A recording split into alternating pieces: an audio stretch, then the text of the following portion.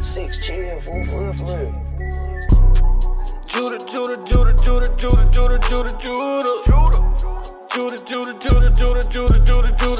The scepter will never leave Judah. The scepter will never leave Judah. The scepter will never leave Judah. I'm Judah. Christ sprang out of Judah. King David was Judah. King Asa was Judah. Don't crowd me up, who gon' rouse me up? Alistair Crowley, your time is up. It's a big mess, I gotta clean it up. Esau, the end of my kingdom's up. On the eagle's neck, I'll press. I woke up from my rest. My rulership is up next. No vex. Judah.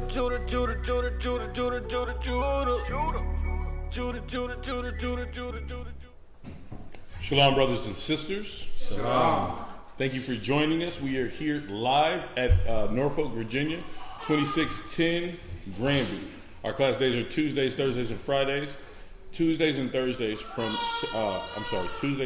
Fridays from 7 to 9. Morning Sabbath classes are held at 10 a.m. to about 2. All right, so if you're in the metropolitan area, please feel free to drop on by. All right, a couple of announcements. We also have a school in Houston. All right, that address is going to be thrown up. It's 8524 South Braeswood, Houston, Texas 77071. You can catch classes out there. We also have You don't have to go through all the addresses. okay. All right. So feel free, look on that channel. Couple of announcements we have. Mashaba, he has a blog talk radio show that he does every Tuesdays and Thursdays at 10 a.m. All right, that information is going to be thrown up on the screen as well. You can check that out. We also have a couple of other channels on YouTube. We have the 5 Minutes of Wisdom. We have the Hidden Truth Bible Show, the Israelite Media Corps as well. So definitely subscribe, like, and share those channels and those videos as well. We have kids class that's live every Sunday at 1 p.m. You know, the scriptures talk about training up a child in the way that you would have them go and they will not depart. So you want to start early. Esau starts early, so why not you? All right. So get your kids watching that on Sundays at 1 p.m. We have Israelware. So we'll throw that information up on Fringed Up.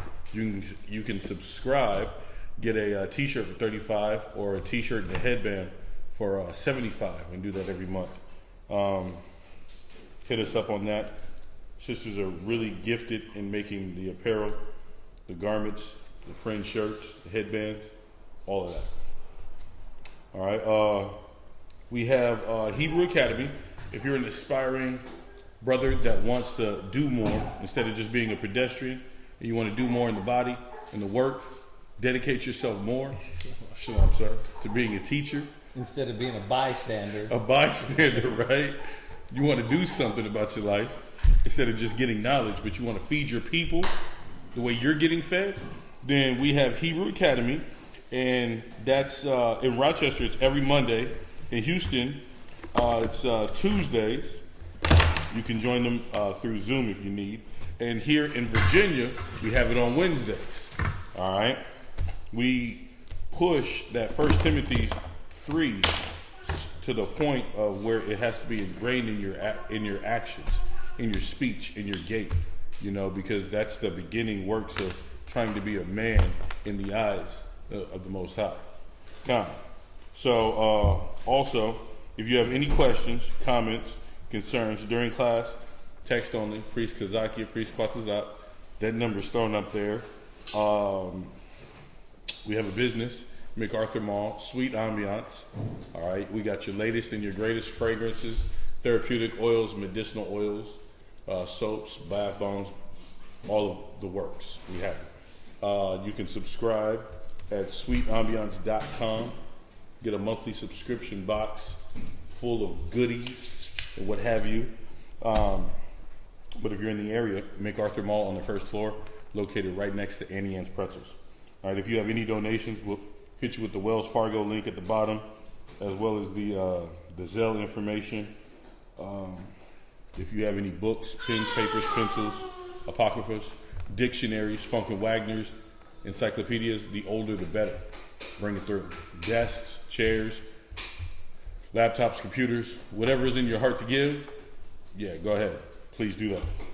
We got the sister Dorothy gave us a nice thick box of Bibles back there. So that definitely helped out. She not only sent it to us, she sent it to Rochester, some for Rochester, and I think she got apocryphers too, right? Oh, those are apocryphers? Let me see one of those. Yeah, so we want to thank the sister Dorothy for helping us out. We appreciate it. So we got to make sure the kids don't get these and write in them. You know what I mean? Okay. That's pretty fly. Yeah. That's what's up. Barakatah how about Shema Shai? King James, yep. That's dope. Alright, so we're going to go ahead and open up with questions. Anybody got any questions starting in here? Let's get them out quick. We told y'all we want to kind of be consistent with women classes. So we're going to touch on a class. I don't like to say women class because sometimes brothers think, oh, this class is not for me. And that's not the case. It'd be certain elements in the class that is for women that will help out the husbands and the men dealing with their topic. I mean, dealing with their classes. You know what I mean? So, yeah, we're going to start out, see if anybody has anything. Y'all got anything in here yet? Nothing? No questions? All right. Anything online? All right. I'm going to only give y'all a few seconds. We know how it is when brothers and sisters start pilling in. And then if not... Oh, you know what? There was a question a sister had, and I realized that I didn't get the chance to answer it.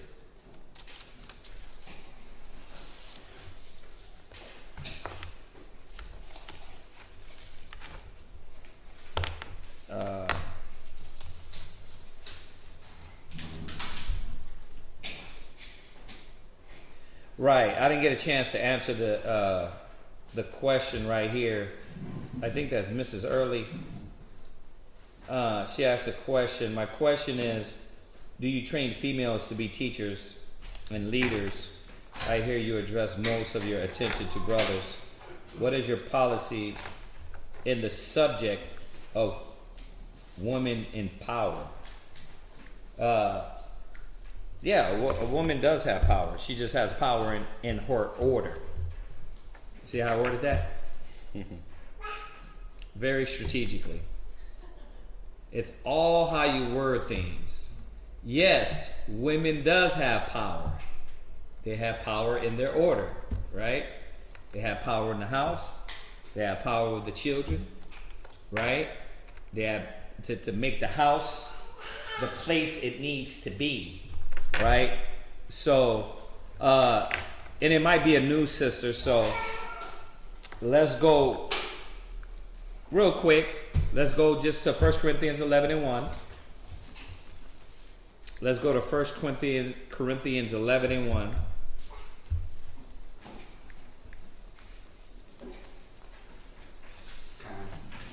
Go ahead, read that. This is the book of 1 Corinthians, chapter 11 and verse 1. Be ye followers of me, even as I am also am of Christ. Right. So the scriptures is showing us is that we got to follow the example. And the example was set down biblically, right? It already laid the foundation of what it had to be. Go ahead. Now I praise you, brethren, that ye remember me in all things, right, and keep the ordinances as I delivered them to you. So he's going to give us the order on what the Most High said is supposed to be established. Go ahead. But I would have you know that the head of every man is Christ. So what Paul is doing is refreshing our mind, the order of how God already established things in the beginning. So bringing us back to our order, the man has been out of order, right? Because we've been chasing gold, right? Clothes, money, women, cars. So that's became our God.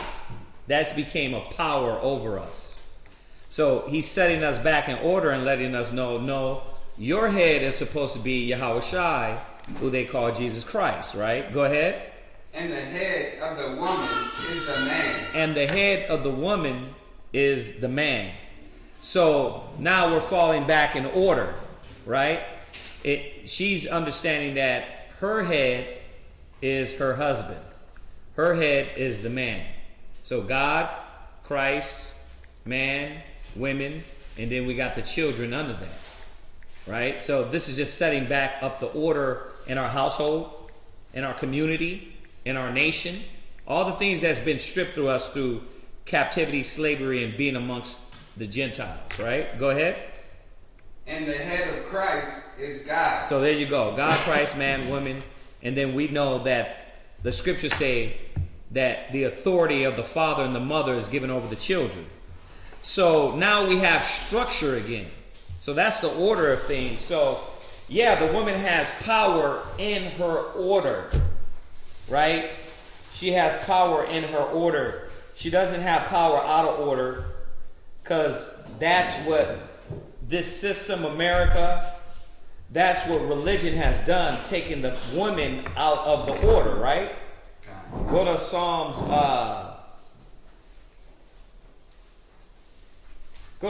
I think it's 90. Go to Psalms 90 real quick.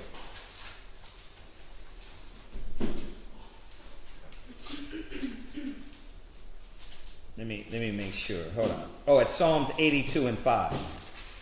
It's Psalms 82 and 5, and then we'll go from there. Psalms 82 and 5. This is the book of Psalms, chapter 82 and verse 5. They know not, neither will they understand. They walk on in darkness. Right, so they know not, neither will they understand. They walk on in darkness. Who is he talking about? The people of the earth. That they have left the law, statutes, commandments of the Most High. Even the chosen, above all. Go ahead. All the foundations of the earth are out of course. So everything that was supposed to be established the right way here on earth is out of course, right? Everything is out of order. So what is it showing us? If the order was God, Christ, man, women, and children, and everything is out of course now, what has happened? Things been working out of order? Things is out of order. Things been working out of order, right? Go to Isaiah. You're right. Go to Isaiah 3. So that's what you see what the Bible is establishing. God established the order. Why does Paul have to remind us of the order? Because it's not working in order no more, being that the heathen rule and they do things out of order. Right. Before we go there, go to Isaiah 24 verse 5. Isaiah 24 verse 5.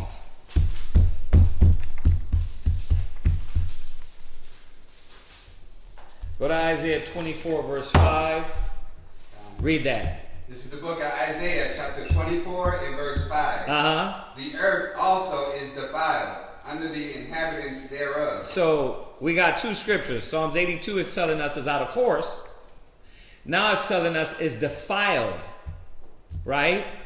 It's all defiled. Homosexuality, drugs, falsehood, lies, religion. Right? The whole earth is out of course.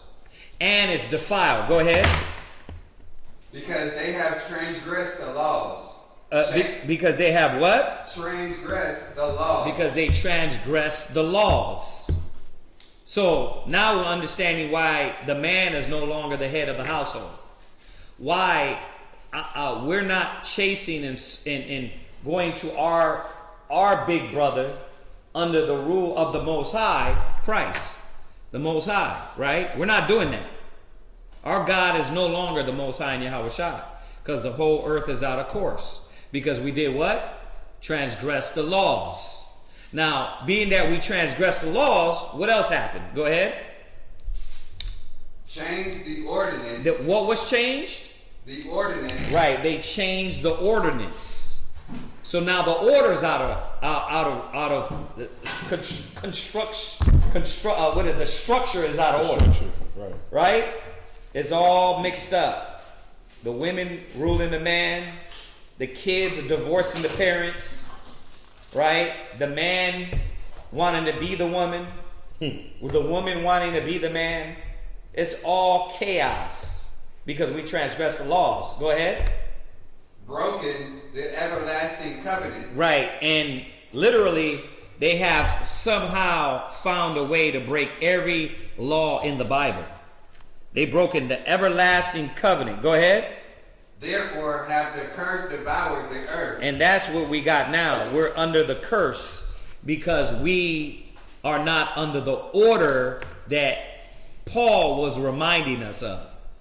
So now, this is what you have. You got one-parented homes.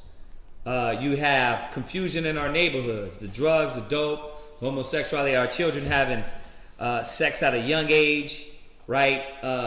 You becoming a grandma. A grandma is now at 30, 33, 34, right? Why? Because everything's out of course.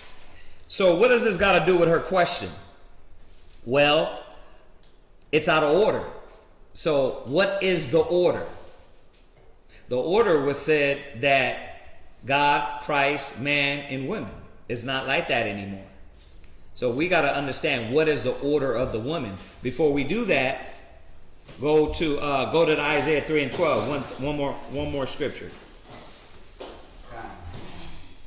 This is the book of Isaiah, chapter 3 and verse 12. Go ahead. As for my people, children are their oppressors. Go ahead. And women rule over them. Right, you see that? Children are your oppressors and women rule over you. So now you're subject to what? Running around because she doesn't know her order. She's complaining, she's crying, and she wants you to fall out of order with the Most High.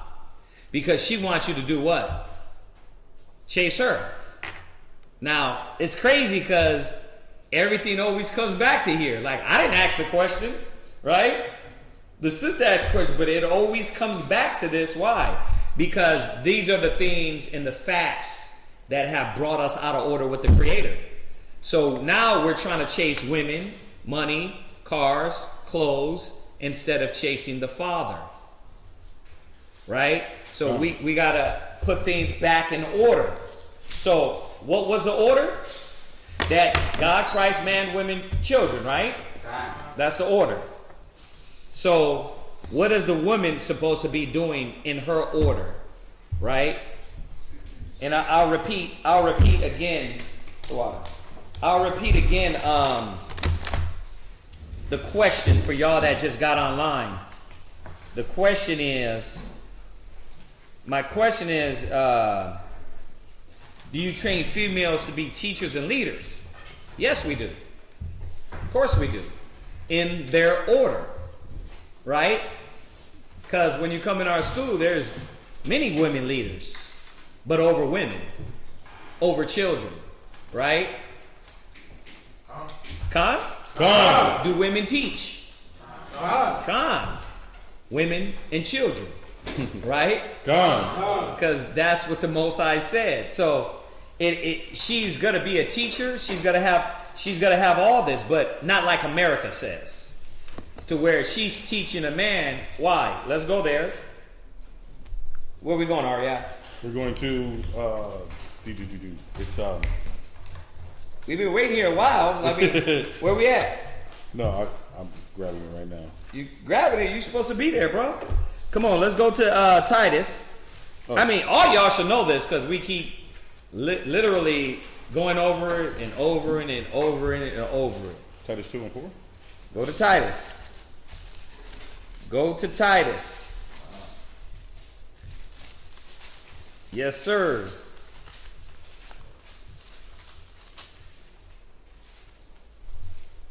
Start verse 2. Yeah. Start at 2. Titus chapter 2 and verse 2. Uh-huh. That the aged men be sober, grave. That the what? The aged men be sober, grave, temperate, right, sound in faith. Go ahead. In charity. Read. In patience. Right, and we've been going over all that. We're going to keep touching over all that, dealing with the men, but she has a question about the women. Go ahead. The aged women likewise. Right. That they be in behavior as becoming holiness. Right. Not false accusers. Right. Not giving too much wine. Teachers of good things. Right. That they may teach the young women to be sober. So you see that? So there are women teachers. But who are they teaching? The younger women.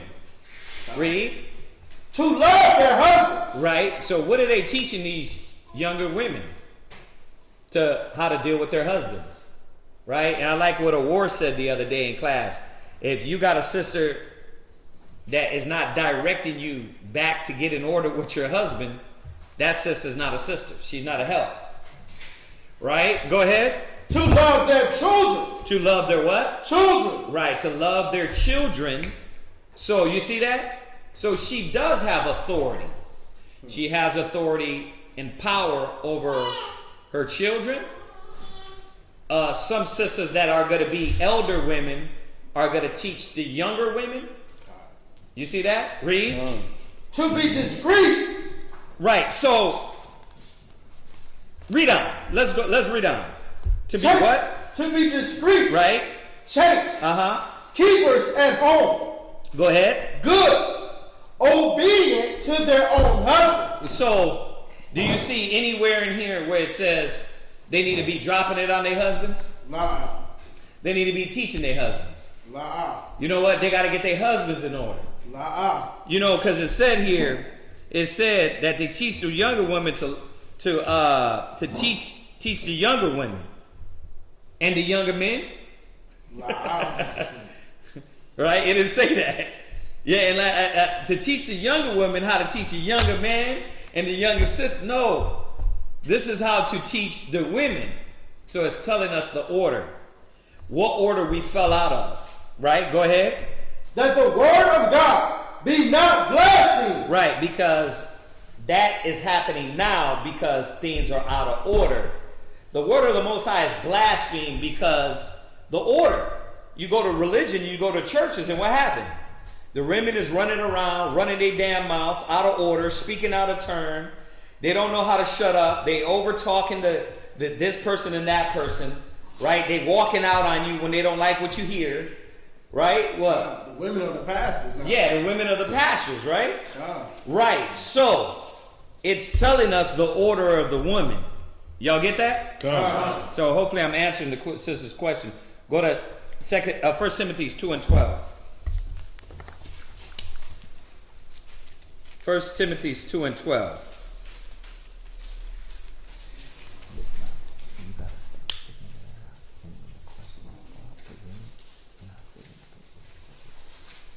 All right, 1 Timothy chapter 2 and verse 12. Go ahead. Let the deacons be the husbands of one wife, ruling their children and their own house. Wait a minute. No. You're not reading the right one. 1 Timothy chapter 2, verse 12, sir. 1 Timothy, chapter 2, verse 12. But I suffer not a woman to teach. Right. So, now that we established the order, are y'all getting this? It said who the women were teaching. The women were going to be teachers at home, teaching the kids, teaching the young women. You see that? They weren't going to be doing things outside of that order. So I'll say it again. And I want to remind you, brothers, do you see how I asked that question? Answer that. Does a woman got power? Yeah, she got power. In her order. You don't always have to come and say, hell no, she's wicked as hell. She need to fall in order. She's a wicked. No. You don't have to always approach every situation like that. This is a shot to brothers that don't know how to be seasoned with salt. You don't always have to poke at it like that. Yeah, they're going to have power at home with the kids, with the household, learning how to take care of the house with the younger sisters, right? Are they going to be teachers? Sure they are. Teachers. Y'all get it? Right, but what they're not going to do is fall out of order. Read. But I suffer not a woman to teach. You see that? She's not supposed to be teaching who? Read on. Nor to usurp authority over the man. There you go. So what she is not doing is this arena. You know what I mean? Like if you go to ISBHPK Kids, you got a sister teaching the kids. You see that? So there's nothing wrong with that. When you kind of get amongst us, you got elder women that are teaching the younger women. But what they're not going to do is what the world said do. The scriptures say the earth was out of course, right? What was the one thing that was out of course? What? It said the woman shall compass a man. It said the women, we just read it, right? The women, children are your oppressors, and women rule over you, right? Okay. So if that's out of order, and then the scriptures are showing us that's not the way it was supposed to be, what about this women prophetess then? What does that mean? Don't look at me like, don't freeze for 30 minutes on me. Yeah, sis, because we've been over this millions of times, yeah. Weren't the prophetess more as like a lawyer now, where they've helped keep them on the right track, but not there you go. overbearing with it? There you go. You said it perfectly. I like how you brought that out. They're a prophetess, a woman prophetess. Obviously, they weren't doing this because then the Bible's a lie. Y'all got to understand, the Most High is not the author of confusion. It's not going to one minute say a prophetess embodied and was ruling and teaching a whole congregation and setting men in order, right? And going into men, right? Nah, brother, that's off. Nah. Y'all got to understand, as we're reading about the bishop and all the things he was going to do, right? And first of all, I never said women, right? So a prophetess, yeah, she was going to establish and share the word, but in her order. She wasn't doing it out of order, or else what's the point of this scripture? This scripture would be disannulled. God is not the author of confusion, so it's telling us here, in their order, they were doing all those things. So for me to say a woman wasn't going to be a teacher, that would be wrong, because she is a teacher, but in her order to the kids, to the younger women, right? But who is she not over and to take the authority over was a man. Go ahead. But to be in silence. Right. let that marinate a little bit. But she was supposed to be in silence. That means when you're talking, she's supposed to be humble enough to do what? Let you speak. If she doesn't, there's an error in her spirit, in her soul. And the error usually comes from what? What America has put in their mind to get her to usurp authority over the man. That's why it says the whole earth is out of course. That's why it says because they transgressed the laws. What law? The order. God, Christ, man, women, and children. Y'all see that? Okay, so hopefully that answers the sister's question. Read that one more time. Verse 11. Verse 11. Let the woman learn in silence with all subjection. Right. But I suffer not a woman to teach, nor to usurp authority over the man. Okay, so you see that? So A woman is supposed to, in that instance, give obeisance to the man. Give place to the man for him to lead. Right? For her to be taught. Right? Now, if he doesn't know, then he would do what? He'd get it, right? And then bring it back to her.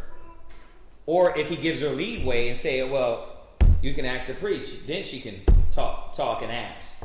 But it was supposed to be through her husband first, right? And I know women don't get that nowadays because the whole earth is what?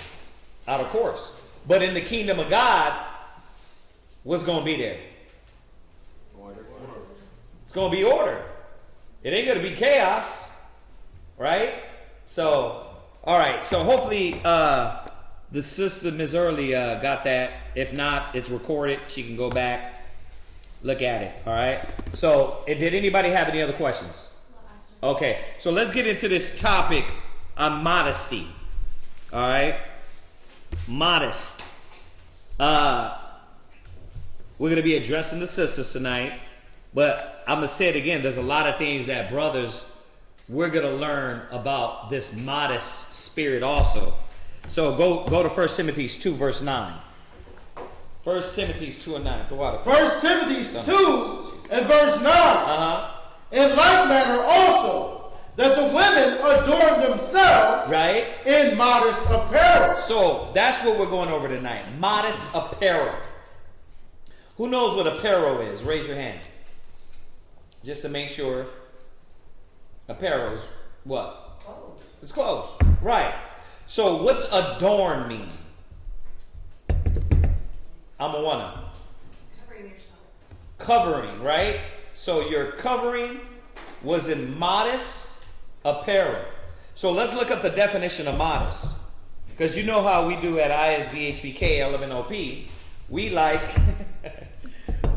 to look up a lot of definitions. Why? Because we try to do that for brothers and sisters to show y'all how to study. A lot of times it's just you looking up the definitions, reading it again, and you can kind of get the understanding. So what do you got for modest, Chaazaqya? I have dressing or behaving so as to avoid impropriety or indecency. Right, so dressing to do what? So as to avoid. To avoid, dressing to avoid what? Improper what? Impropriety, indecency. Right, so dressing to avoid indecency. So you're supposed to be modest and know how to dress to avoid indecency. Right? Now, I know everybody would think, well, Khan, we know this. No. Sisters don't know this. You don't know this. A lot of sisters do know this, and some sisters don't.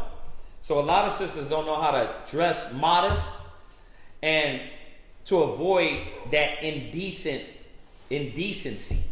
Right? Because that indecency is something morally or sexually offensive. So because of the way you conduct yourself or the way you dress, it offends somebody like morally or sexually because you're provocative. Like you got a tank top on and your chest is sticking out. You know what right. I mean? You know you got big boobs, but you don't know how to yet disguise your boobs. Right. You just let them hang out. Right. Any which way. Right. And you know when you bend down, your boobs are gonna pour out. Mm-hmm. So you kind of don't know how to control yourself and your indecency. Sometimes that can be seen, right? Or whether it be in your behavior. What? That can be offensive.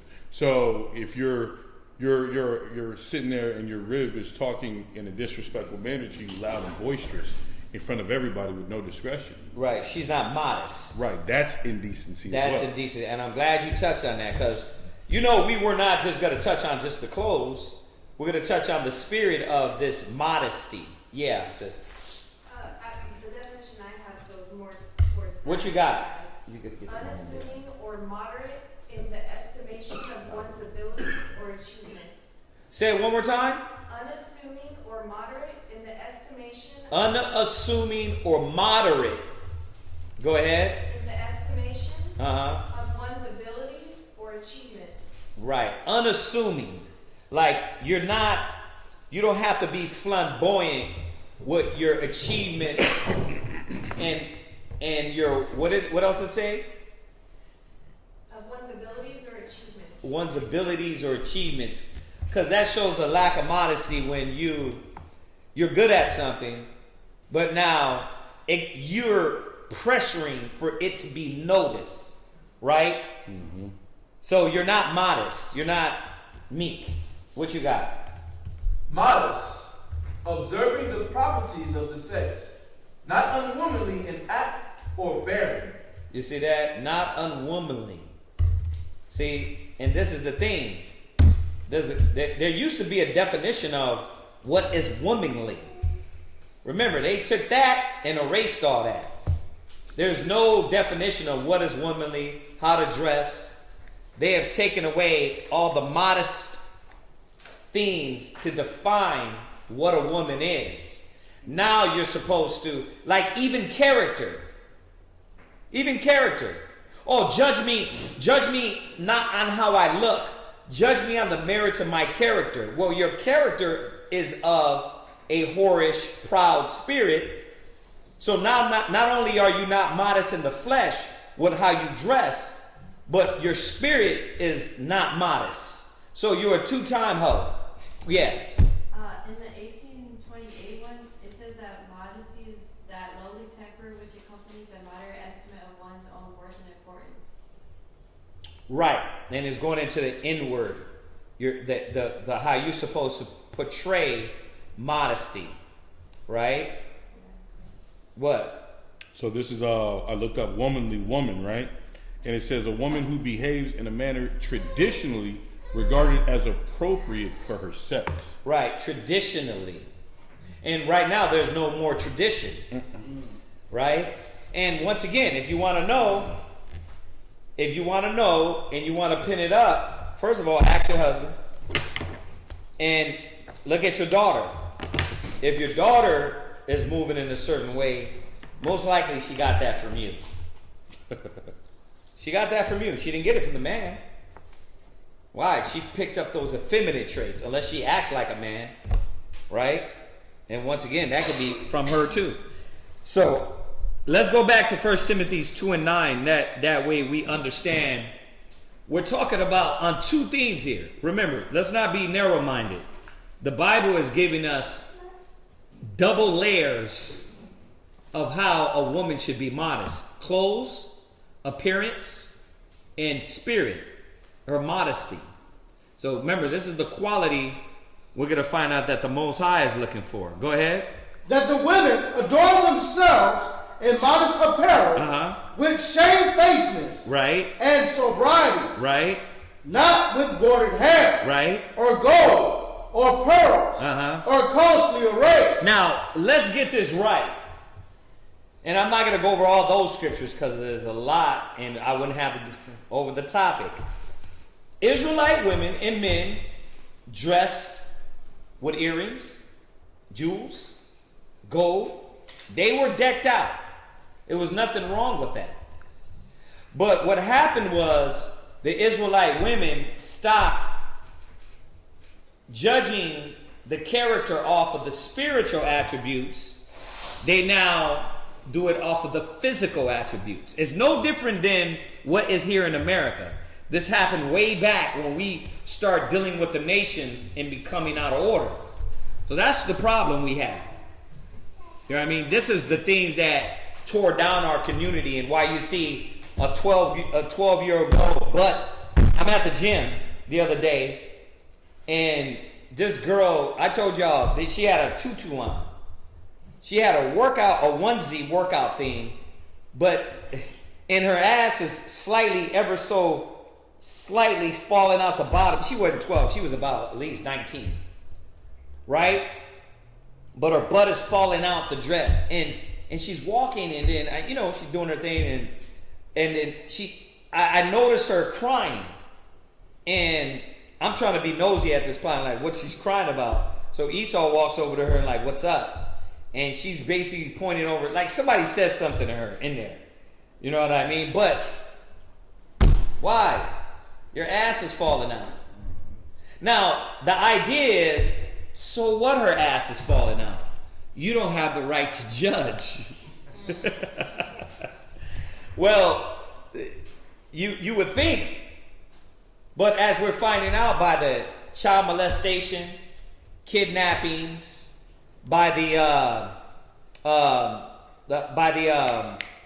sex trafficking, it ain't like that. You in a world that, bruh, you dress like that. I was just watching this on the news just the other day. The little girl was sitting at the light. Did y'all see that one?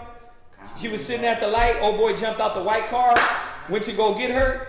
What are they doing with these young girls? Sex trafficking, raping them, murdering them, right? So that's the whole spirit of this kingdom. So when you try to really ignore that and act like, oh wait, I'm not defined by my ass and my breast falling out, you're slut shaming. No, I'm slut identifying. I'm not shaming you, I'm slut identifying, right? You were the one that's supposed to be shamed. Like, I don't feel bad for you, right? In that sense, you know what I mean? You should feel bad, like, look at me. When I go out, I'm dressed like a harlot. But this is not what's not being taught to the young women in our generation. And it goes back to what? Modesty. Modest apparel. I'm going to say this. You don't have to look like a grandma. So, don't get this wrong. You don't got to look like a Mormon dressed in Amish. In Amish, like dressed all in gray and no makeup. You know what I mean? You look like somebody blew your hair off. You know what I mean? Boom! And it just, you know what I mean? No, you don't. We took care of ourselves. So don't try to misinterpret it as, you know what, I'm just let myself go. No. That's not what this is about. This is about a modest spirit and showing you how you don't supposed to define yourself by these carnal qualities and things that you put on and you dress. And you use to dress and make up yourself. Right? So go to Proverbs 31. Proverbs 31 and 30 real quick. So we're going to understand a little bit about this modesty. Go ahead. Proverbs chapter 31 and verse 30. Go ahead. Favor is deceitful. Right. And beauty is vain. Because that's the point. Beauty is vain with the Most High. The Most High is not looking at beauty. Especially fake beauty. Like, first of all, once again, you don't look like that. Let's be real. All the 75 pounds of makeup, all the eyelashes, all the fake nails. So what they do is they put on small spandex, then they wrap those in another spandex, then they put on the leggings to lift their bottom. Like, this is a trick. It's a trick. Knowing damn well when you get home, all of it's going to sag out. You know what I mean? Then they tell you to be happy the way you are. You know what I mean? Be happy about yourself. Don't let nobody judge you. Right? Well, if nobody is judging you, why can't you be yourself? And that's the irony in all this, that it's a psychological battle war that they're doing with these Americans. Not with us. We're supposed to be aware to that I'm not defined by that. I'm not defined by my fake boob size and me stuffing my bra. I'm not defined by these things. Right? I'm not defined by the fake lift on my butt. You know what I mean? I'm not defined by that. Just because I go to the gym all the time. I'm not defined by those things. And it's not wrong to be beautiful. Most High made you that way. It's not wrong to look good. You're supposed to. Because that's one thing I said I'm going to say when I go over this class. I wanted to make sure you didn't interpret this as, sister, don't brush your teeth. Sister, don't comb your naps. You know what I mean? Don't do your hair, right? Don't try to take care of yourself. Like, that's not what this is about. But if you're only motivated by those carnal things, you are out of the way, because beauty is vain. Most High is not looking at that. He's looking at your spirit, right? All that before the Most High is going to be destroyed. It says in Hebrews that the Most High, Yahweh Shai, was going to fold you like clothes. Like, he's just going to fold you up like a garment and tuck you away. That's how the flesh is. It's like leather. And then it just gets old and beat up, and then you get folded up and put away. You know what I mean? But that's why we're fighting for the eternal body. That's why we're fighting for the spiritual body. Y'all see that? So sisters got to understand what you're here, what you got the knowledge for. You got the knowledge to understand and elevate your mind. Beauty is vain. So all the fakeness and all the taking, like you're going out of the way to be more fake, right?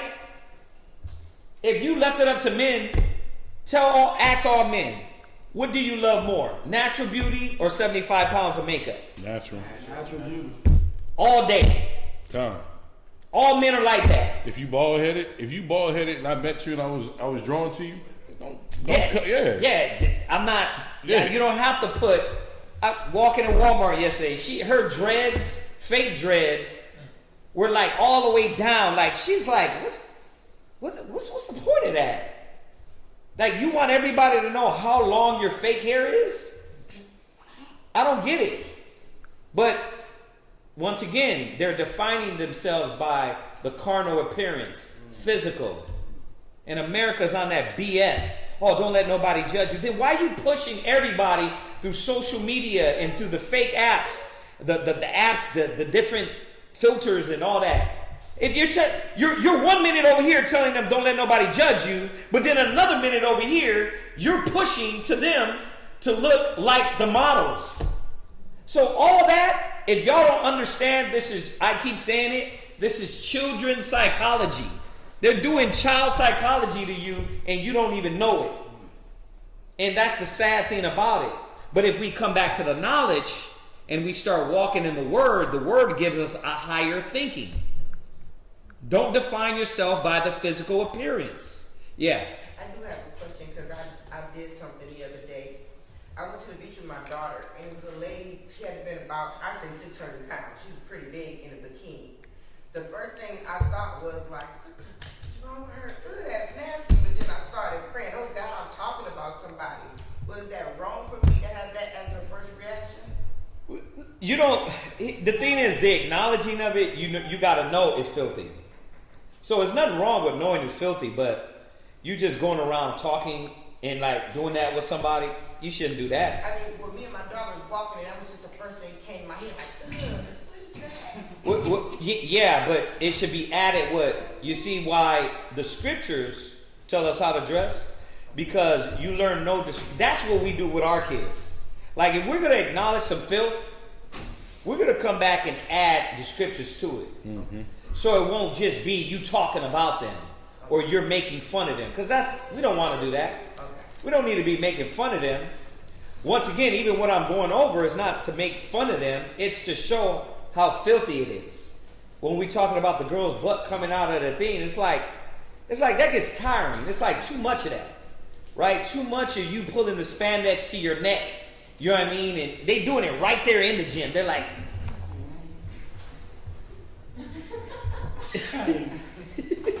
You know what I mean? It's like, it's too much. So it's not about making fun of it. It's just about showing our people that you're defining yourself and you're going with this logic of America. And now you have what? Social anxiety, right? Now you're trying to constantly achieve something. And then you're going to break out one day and just say, you know what? I'm just going to be a hoe. I ain't going to let nobody judge me. That's their logic. That like, look, I'm just gonna be the hoe. Like, look, nobody can judge me. My nipples are out. Yep. See, look, nobody. I don't care if you judge me or not. Right? It's like, wait a minute. Nobody judging you drew you to being more of a whore. Like the logic is so backwards. It ain't say, damn. You know what? If I'm gonna define myself by my own character, let me be beautiful within my skin. Right? But it drives them more to being like when you look at Lizzo. When you look at her, it's like she doesn't understand how many millions of people she got vomiting in their own mouth. Like nobody needs to see all that.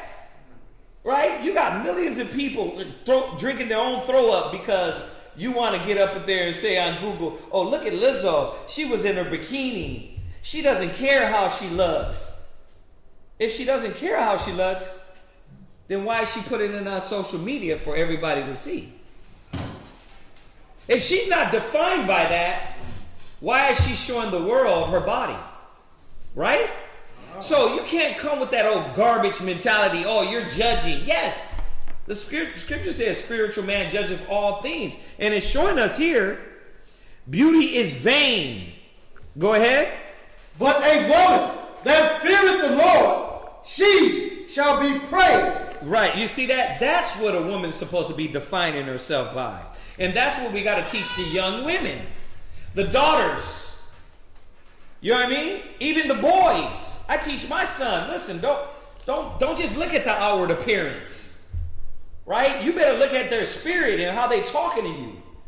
Because she look cute, but her mouth will drive you insane. Is it worth it? I'm teaching my 12-year-old son that. And he knows. You see that? So this is what we're supposed to be showing the world. Is that the Most High doesn't care about your outward appearance. You shouldn't be vain in your outward appearance. You're supposed to be working on the qualities in you, and then you won't have social anxiety, depression. You got to live up to this standard of the people online, or some garbage, weeds, blunt head, dirty nigga that don't wash his drawers, like still lives with his mama, but I got to look good for this blunt fucking dirt. Excuse my language. Now these niggas be bums, and then you got the young girls trying to live up like I gotta show out for him. Why? He don't know how to wash his ass. He don't know how to take care of himself. But you gotta show out for that dude, right? That's not who you show out for, and that's what I'm teaching my daughters. Like, look, these dudes ain't got no damn logic. They'll have your ass running around crying in the room talking about what happened. Well, I gave it to him and he dumped me. Right? Yeah, because you was a dummy. Nobody taught you. So we got to show them that don't let these carnal things define you. Let the spiritual qualities show forth. This is what modesty is about. That's what it's about. Right? Yes, and it is about covering up, not showing your body. Because that's for your husband. That's why nobody respects you. They did that to my daughter at a young age. 15, she's what, 17 now? Come. She's like 15 years old. Talking about why you dress like that. Like we need, what's wrong with your legs? And like, these are young boys wanting to see her body. Like you a pervert, bruh. Like she's 16. But they're so used to this. Mom probably watched porn. Dad probably watched porn, right? And you bumped into them. They're the type of cats, they have sex with the door open. You know what I mean? That way the daughters and kids walk in. Mom, what you doing? Oh, wow. There's no more modest. Y'all get this? Go from there. Go to 1 Samuel 16 and 7. 1 Samuel 16 and verse 7. But the Lord said unto Samuel, look not on his countenance, or on the height of his stature. Go ahead. Because I have refused. You can go to that next. For the Lord seeth not as man seeth. See, so what was the thing about Saul? He was tall, dark, and handsome. That's right. Huh? Broad shoulders. He was a head taller than everybody. Right? So he wasn't just average height. Yeah. He was tall, dark, and handsome. Mm-hmm. Right? But what did Samuel have to check him about? Read it from the top. Read it again. But the Lord said unto Samuel, right? Look not on his countenance. Do what? Look not on his countenance. Yeah, because he had that young, fresh skin. It's like when you look at your kids, their skin is like fresh. You like, dang, you handsome. I be like, man, you a little handsome. I remember those days. God. You know what I mean? Where you ain't even got to wash your face. You don't need no pore cream. You know what I mean? Yeah. And these are the things that the people are taking more into consideration instead of the spiritual, the outward appearance. Oh, he's tall. He's beautiful. She's beautiful. Oh, look at the jawline. Yeah, but majority of them have depression, anxiety, right? Like, so they're beautiful. But what's going to happen when you lay with that person? Right? Couples killing each other, fighting each other, jealous over each other. Right? Where do they get that from? All the qualities that America puts in you through TV and media. And they try to get you to live up to a standard while saying you don't have to have a standard. This is a mind game. Mind screw, Con. It's a mind screw. It's a mind screw. Oh, you know what? Don't let nobody judge you. But every Kardashian picture is her with 75 filters. It's like you don't even know how they really look. Then they pay the photographers not to put out any pictures that is unbecoming. Yeah, you got to go and Photoshop all the flaws, blemishes that they do have. So if you see a little cellulite or a little a wrinkle in her body, they doctor that up. Yeah, they doctor that up. But what happens when they don't doctor it? You really see, like the image the sister put up there, you see all the dents. Gunshot wounds. You see the gunshot wounds. Somebody shot you with a damn bazooka. Right? That's what you call them gutter lobe chicks. Right. She got gunshot wounds. But the thing is that's what it is. If you wanted to worry about your body and it's unbecoming or you don't really care about it, then cover up. Right? And if you thought you were beautiful and you wanted people to see, the Most High is not dealing with that beauty. Then he tells you how to represent. You were supposed to represent your nation, the women, the children. Right? And that's why the kids are worse now. Go to the mall. I was driving somewhere and I seen from a distance, it looked like a grown woman. But she had those, they're doing these cut off shorts. And I'm like, somebody's got their daughter out there having men. You're gonna look. You're gonna be like, what the hell is going on here, right? And they got that. They got the kids dressing like this at a young age. I was washing my car, and the father, he had his daughter in some spandex, and I'm like, God damn, this is crazy. And she was about 4. She was 4. So you got to see that this is what social media and TV and the world pushes. But the scripture came back and said the Most High don't judge off of that. He don't judge off the countenance or how beautiful your skin is. He judged off the inward man, the inward woman, the spiritual man. See? Go ahead. Or on the height of his stature. Yeah, don't worry about the height of the stature, how they look, how tall they are. She's a model, right? Yeah. What's her Jaden's sister? Yeah, what's her name? Willow. Yeah, Willow. She's a model now. But look, she just came out as she was polyamorous. Pansexual. Polyamor. Yeah, she's poly. Yeah. So she'll get with both. She'll get with both genders. Mm-hmm. And where she learned that from? The entanglement. Her mom. She learned that from the entanglement. Her dad too. Yep. Why? Because this is what train a child in the way he shall go. Why are all the kids dressing like harlots? Why are the boys dressing like girls? Because you, as a child, you thought it was funny and you thought it was cute. You took a picture of it and you perpetuated it. And you said, hey, you told your friends, hey, you want to see something funny? Look at my son dressed up as a little Barbie doll. And you perpetuated that in his mind that was okay.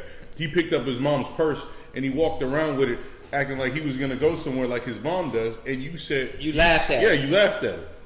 Like you thought it was cute. You kept letting him walk around in your heels, and eventually he what? He got better than you did. Yeah. Now he's on YouTube doing all the oh no. Let her pull it up. No, I hate that guy. Oh my God. These niggas is up there doing choreography dances. Beyonce dances better than you in heels. Yes. The calves is on fleek. Strong calves. Right? But why? Because this is what society promotes. The outward appearance, how you look, your physical appearance. Now, you coming in the truth. You're coming in the truth, then what? You're coming in the truth, then what? What are you supposed to be doing? You're supposed to be putting the separation. But you're still trying to come in the truth and be what? Be the gutter low chick. You still trying to be the what? You still trying to define yourself by the physical appearance. Right? Let me get this one and you can go there. Go to 1 Samuel 9 and 2. I mean, it doesn't matter if we come in. Go to his and then we'll come in. So Matthew chapter 23 and verse 25.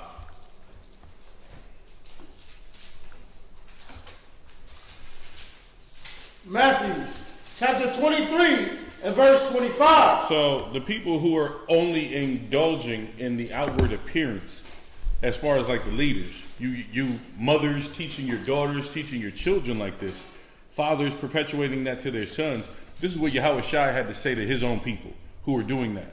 Go ahead. Woe unto you! That word woe is destruction. If you're only worried about the outside, your end is going to be destruction, and you don't have anything left.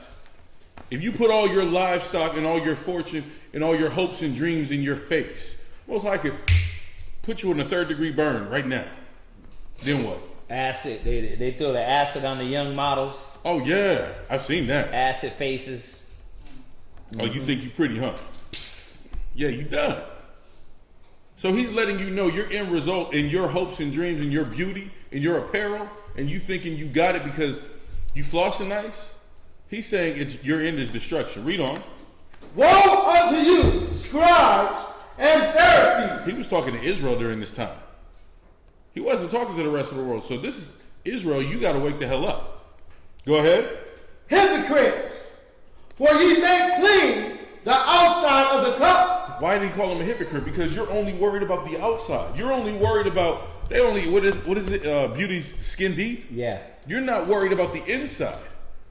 What's going on spiritually in your mind? You're still sick as hell. Disgusting. That's why he called you a hypocrite. You're only going to clean one portion. It's like you take a shower. I know this brother, he didn't like to take a shower. Grown man. So he would take like 5-second showers. He would like to get in the water, he'd get wet, and then jump out. I'm like, bro, did you use soap? Did you use a sponge? The towel was dry as hell. Yeah. Yeah, it's sad because he's not doing the things. Hamites. Oh no, it was. I know. I'm just saying that's how Ham does. God, but yeah, but he messed me up, bro. Read it one more time. Go ahead. Woe unto you, scribes and Pharisees, hypocrites! Right. For ye make clean the outside of the cup. Right.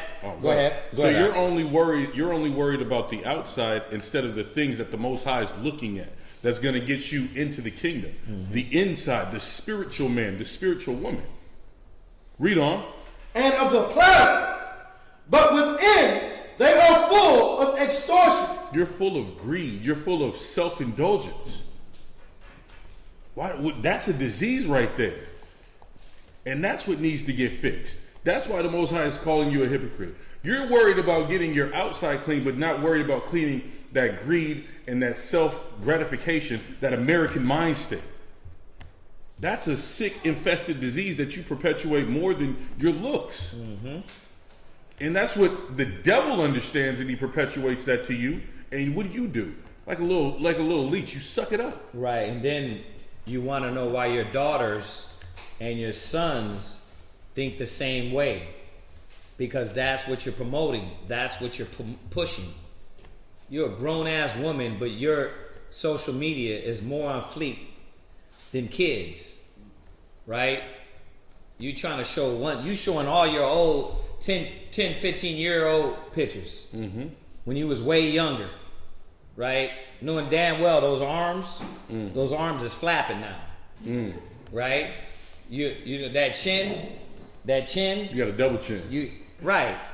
But why? You want to cover up what is really there. No, that's what the filters are for. So what they do is you get your young picture and you get your new picture. Oh, really? You put that filter in the middle and then you merge the two together. So you look. So when they look at you and then they look at the picture, they're like, "Man, you really do look like." Yeah, it's witchcraft. It's witchcraft. I seen it. Exactly. So jump back. That you finished that, right? Yeah. That's on point. That is on point. Go to 1 Samuel 9:2. So 1 Samuel 9 verse 2. Remember, this other one said basically they were looking at Saul for his outward appearance. Mm-hmm. Right? Most High wasn't with that. He's not looking at these men, women for outward appearance. He's looking at you, what you can bring to the table in the spirit. Hey, can I say this? You know what's sad is also, because you look at a girl, if let's say a pretty lady, but she's dressed provocatively. If you actually go and approach her, one, she can't even maintain a conversation. Right. Two, she can't even look you in the eye longer than like a millisecond. Why? Because her confidence lacks once you approach her or once she passes you by. Three, she doesn't even know how to cook. Anything like this is just surface, just from a man's perspective. What I never understood is why. Yeah. Like why when you shut everybody down that comes up to you. Yeah. What's the point? Right? Somebody tell me, what's the point? Why do women do that?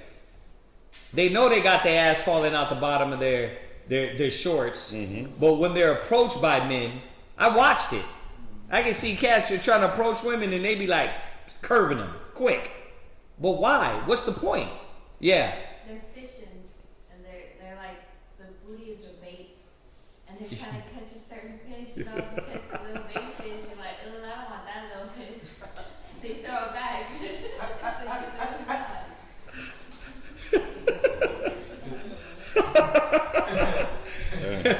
You know what? And the Most High said the fish they're getting, he said, and I discerned among the youth a simple one, void of understanding. Proverbs 7, God. Yeah, so they're fishing for the simple idiots, right? Because they're going to look at their ass falling out the shorts and not ask them no questions. They're the ones that's going to be like, I got to get home to my rib, because she's running you because of her body and sex. So, yeah, you're right. It's perfect. They are fishing for the simple-minded, right? But let's jump back. 1 Samuel 9:2. 1 Samuel 9 verse 2. Go ahead. And he had a son whose name was Saul, a choice young man. He was choice. You get those choice men, choice women. Some of them have natural beauty. It be the ones that have the most natural beauty is the most ones effed up. Oh, God. It's like, wait a minute, what the hell's your problem? Like, well, I'm not confident within myself. You can have 1,000 people tell them, wow, you're good looking. And they still got to do the filters. They still got to do the TikTok dancing with the boobs out and Right? They still got to do it. And I'm like, what is the point? Because this society is broken down. It broken down the true confidence that you're supposed to have. The true confidence is supposed to be in Christ. It's supposed to be in the Most High. It's supposed to be in what the Most High gave you. Right? And understanding that those things can't be changed. Even though you can cut yourself up now, guess what? 99% it don't work. Right? The more they cut themselves up, the more muggly they look. Oh yeah, Botox only lasts for so long. Yeah. Until you look like Sebastian from Little Mermaid. Your lips stuck out, and then you looking like you got the Sebastian lip, but then you got the cat eye face, and then you look like one of those vampires from. Hey, The Weeknd did it perfectly. He did a whole act like he was trying to show what they do in Hollywood. Yeah, that was beautiful. He put his face and made it all weird, and he's like, basically he's showing like this is what they look. They look like. Yeah, exactly. Right there. Cat faces. You got. That's her. That's what I was talking about. That's exactly. And that's how they all look. That's how Kim Kardashian. You know who else is bad like that? Because the pressure of media and TV and society is Little Kim. Oh. So I'm going to say this. This is not about making fun. This is about showing brothers and sisters, look what level you're going to go to when you let society determine your logic. Or you give a damn about what media and TV says. Instead of listening to people that's sensible to say, hey, look, we're about your spirit. We're about the inner person. Because those are the things that you can be fine as hell and then what? They commit suicide. It's like, you just killed yourself. You did all that work for no reason. Mm-hmm. So you see where it leads to. And this is what we're showing about Saul. Saul was a beautiful man. He was looked at for his stature, his appearance. Right? Go ahead. And a goodly. And a goodly. And a goodlier. And a goodly. Go ahead. And there was not among the children of Israel a goodlier person than he. You see that? He wasn't saying righteous. He was saying Saul was handsome. He was a big, tall Benjamite, West Indian brother that might have had the chocolate. You know how Benjamin be. They had that chocolate skin, like from the island. You know what I mean? Hear me now. Yeah, he was walking with those broad shoulders, and they were thinking, man, that's the one. He's the king. All hail King Saul. Right, because they're looking at outward appearance. Why do you think Yahweh Shai had to come back not beautiful? He didn't come back beautiful. No. The scripture tell you he wasn't supposed to be desired for his beauty. He was a man in no shape, huh? He wasn't. Yeah, he was. Y'all think he's a white man in those pictures, don't y'all? He had a six-pack. He was on the cross with the six-pack. Like my Jesus had abs. Yeah, I mean, my Jesus had a tan. He looked like he looked like Shia LaBeouf. No, Shia LaBeouf. Shia LaBeouf. Dang, poor guy. Right? No. Yahweh Shai came, and when they seen him, it said he wasn't going to be desired for his beauty. That's Isaiah 53. It is. You understand that? For that reason, they want to hang around with, he got a nice car. Pastor's righteous because he got a nice car. Pastor got money, he got a jet. Or this brother, he's a priest. Look how handsome he is. No, that doesn't make you a priest. It's not about our outward appearance. It's about the inward. That's supposed to constantly define us and shape our thoughts and our mentality. See, this is not taught. This is why our kids the way they are. This is why society the way it is. We're going to fix it right now. We're going to fix you. We're going to fix society right now with this class. Go ahead, read on. His shoulders and upward he was higher than any of the people. Go to 1 Samuel 10 and 23. So it said his shoulders and higher, he was more taller than any of the people. So this cat was tall, right? Tall, dark, and handsome. But the Most High wasn't looking at that. He didn't care about that, right? Go to 1 Samuel 10 and 23. 1 Samuel 10 and 23. Go ahead. And they ran and fetched him thence. Go ahead. And when he stood among the people, he was higher than any of the people from his shoulders and upward. And Samuel said to all the people, see ye him whom the Lord hath chosen. Right, you see that? It's like, see him who the Lord hath chosen. You see that? See who the Lord chosen? Look. Because Israel's carnal as hell. So they got a beautiful person.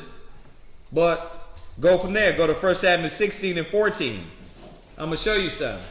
Yeah, Saul was beautiful. He was tall, dark, and handsome. But look at his spirit. Read that. 1 Samuel 16, 14. 1 Samuel 16, verse 14. But the Spirit of the Lord departed from Saul. What? But the Spirit of the Lord departed from Saul. So what the hell was that beauty worth? Nothing. Nothing. And that's what the women, you have to understand. The Most High is not going to judge you off of your looks. He's not going to judge you off your credit score. He's not going to judge you off of how many followers you got. You know what I mean? It's sad to say. He's not going to follow. He's not going to be like, you know what? I'm going to follow her because she's spiritual. No. He's looking at the inward. Y'all get this? And that's how you have to define yourself. This is why sisters have to see why it's necessary for the qualities of the Most High to be in you. You know what I mean? When you can't go to all of that. No, your husband's going to look at you in the face. I like my ribs with no makeup. I want to see all the pores. I want to see your dark circles. You know what I mean? Why? Because that way I know how you really look. I don't want to be faked. And if you're going to look beautiful, then take care of your body then. Take care of your flesh. Like you don't need pounds of makeup to do all that. You know what I mean? And once again, we're going to get into that, but I'm not saying you can't modestly put those things on. But you weren't supposed to be defined by those things.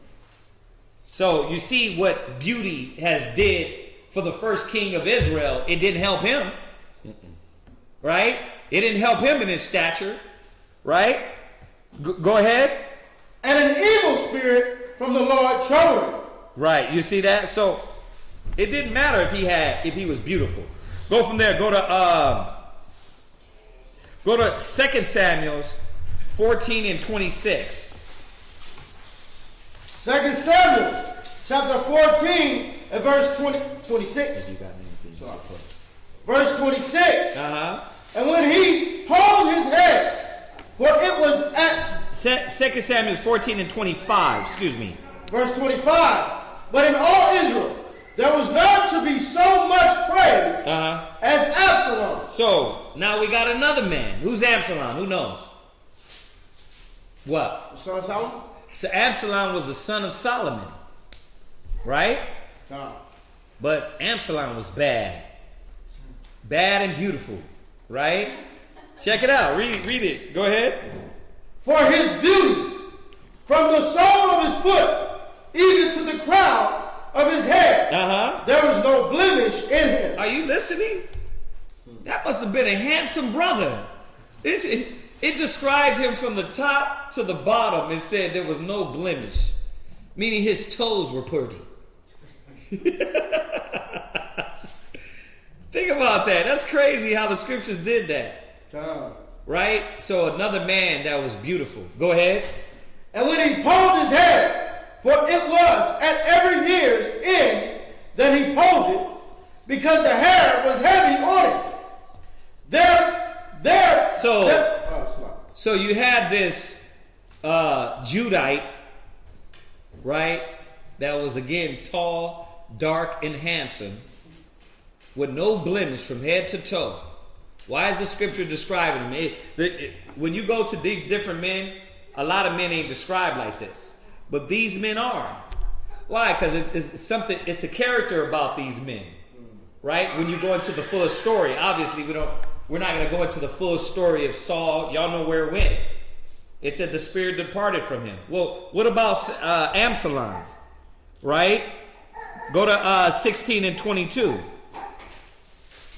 Go to 2 Samuel 16 and 22. 2 Samuel 16 and verse 22. Go ahead. So they spread Absalom a tent upon the top of the house. And Absalom went in unto his father's concubine in the sight of all Israel. That's what beauty did.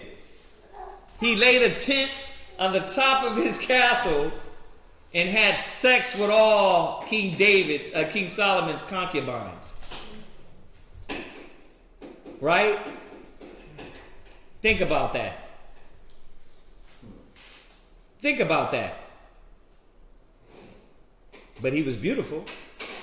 He was handsome. He had demons on him. Right? The Most High doesn't deal with beauty. He doesn't deal with the outward appearance. He deals with the inward. Yeah. Solomon was the one that had all the wives, right? Yeah. No, it was I thought that's what you said. his concubines. So he slept with a lot of them. Yeah. Wait a minute. Absalom, I'm sorry, y'all. Absalom's David's son. Excuse me. David's son, pardon me. Glitch. But yeah, look what he did. He slept with David's concubines. Y'all see that? So you got to think about this. Is that your kid's beautiful? That's what you're gonna let him do? Because he's handsome? Because she's handsome? So this is just showing the sisters, man, that you got to look at yourself and say, man, are the qualities that's being put in me. The Most High is looking at that. He's not looking at the outward. He's not looking at what my dress look like. He's not looking at my jewels. He's not looking at my hair. And once again, that doesn't mean they were just walking around like nappy-headed hoes. They're just dirty. You know what I mean? No. But they weren't defined by these things. Y'all get this? Who had their... Go ahead. I had a question, but you answered it in your last sentence. About the nappy-headed hoes? No. What? It wasn't what you wore, it was more how you wore it. Like the attitude and the spirit behind it. Yeah, it's nothing wrong to look. We look like kings and queens. Let me refresh your memory just to throw this in here real quick. Oh, let me get this last one out. For St. John 7:24, and then we'll jump. Because this is going to finish the point about the outward appearance. Right? St. John, chapter 7 and verse 24. Judge not according to the appearance, but judge righteous judgment. Right. Read it one more time. Judge not according to the appearance. Right. But judge righteous judgment. You see that? Judge not according to the appearance, judge righteous judgment. And just because we're going to jump off, actually I got a few more scriptures on that point, but I want to show y'all something. Just for y'all don't think that we didn't look prestige and beautiful, and we weren't beautified. Remember we went over it the other day. Go to Ezekiel 16, and we read to a certain point and left off. But check this out. Go back to Ezekiel 16 and read 10. Ezekiel 16 and verse 10. I clothe thee also with bordered work. It says what? I clothe thee also with bordered work. So you see that? When Yahweh Shai brought us forth as a nation, he didn't give us the garbage. So I don't want sisters to think wearing beautiful dresses is wrong. Doing your hair is wrong. Putting a little makeup on is wrong. It's not wrong. But if you are caking it up, you making sure your dress fits an extra size down, that way your lump just sticks out a little bit, that's wrong. Right? You trying to get the extra push on the breasts, come on, man. That Most High is not looking at that. right? You trying to make sure your eyes are extra catty. You know what I mean? That way you look like you piercing through somebody's soul, right? That's not going to It shouldn't be on that. Y'all get this? So it's telling us here, he clothed us with broidered work. Now that's the best. You weren't just going to get some cloth and to throw it on. You was going to get some broidered work. Go ahead. And sharpened with badger skin. Yeah, you was going to get the best skins, the best leathers. Go ahead. And I girded thee about with fine linen. You was going to get the best linens. So I'm not saying you have to walk around looking like a bum and broke. The Most High made you kings and priests. But you took it too far. Read. And I covered thee with silk. I decked thee also. He, like the Most High says, look, I cleaned you up. He said I covered you with silk. When he got us, he wanted us to have the best things. He wanted us to be beautiful. When we came out of Egypt, what did we do? We took all the jewels and the gold and the fine linens. We was like, give me that. Let me borrow that. Let me borrow this. That's right. Run them. We run. Remember when they made the calf? They got all that from everybody. So think of how much gold they have to make. They didn't make no baby calf. They made this big calf. They melted down all the metal. All the gold. That's how much gold they had. Go ahead. And I put bracelets upon thy hand. Go ahead. And a chain on thy neck. Right.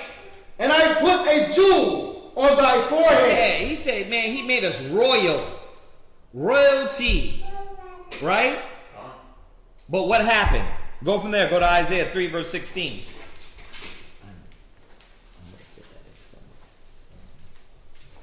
Go to Isaiah 3 verse 16. So this is what the Most High is showing us, man. Our problem is now. Sisters, you can't walk in this manner. You can't walk in this manner. Read that. Isaiah 3 verse 16. Go ahead. Moreover, the Lord said, because the daughters of Zion are haughty and walk with stretched forth necks. They what? Walk with stretched forth necks. Right. And wanton eyes. So what happened? What happened? All those things that we were beautified in, that's what you're pursuing. You let that go to your head. You let it go to your head. Now you think, and we talk about it all the time, you got to be defined by the Gucci cake, right? Or else you're going to become the bridezilla. You got to become, you know what I mean? He got to get you. You saw Cardi B get a Lambo. Guess what you got to get? Right? Your ring got to be totally big, right? Because you got to show it off to social media. Right? You see, these are the things that our people, and you ain't even got all that money. But what? You're trying to reach this fakeness, this fake level, because they don't even be spending all that money on that. They be renting a lot of that. They be using that fake jewelry. Right? But to keep it going. Yeah. It's like there was this article about this man who got his fiance 6 rings to pick for which one she wanted to be engaged with. He said he gave what? 6 rings. To who? To his future fiance. Yeah, 6 rings. And guarantee you, all that spoiling, and he's going to realize, but she can't cook. She won't clean up. She don't know how to wash her butt. Y'all see that? So these are the things that we can't be defined by, and that's what happened with Israel. The women start to go off and have wanton eyes, and wanton. What's the definition of wanton? I'm gonna show y'all something. Wanton. Yeah. Wanton.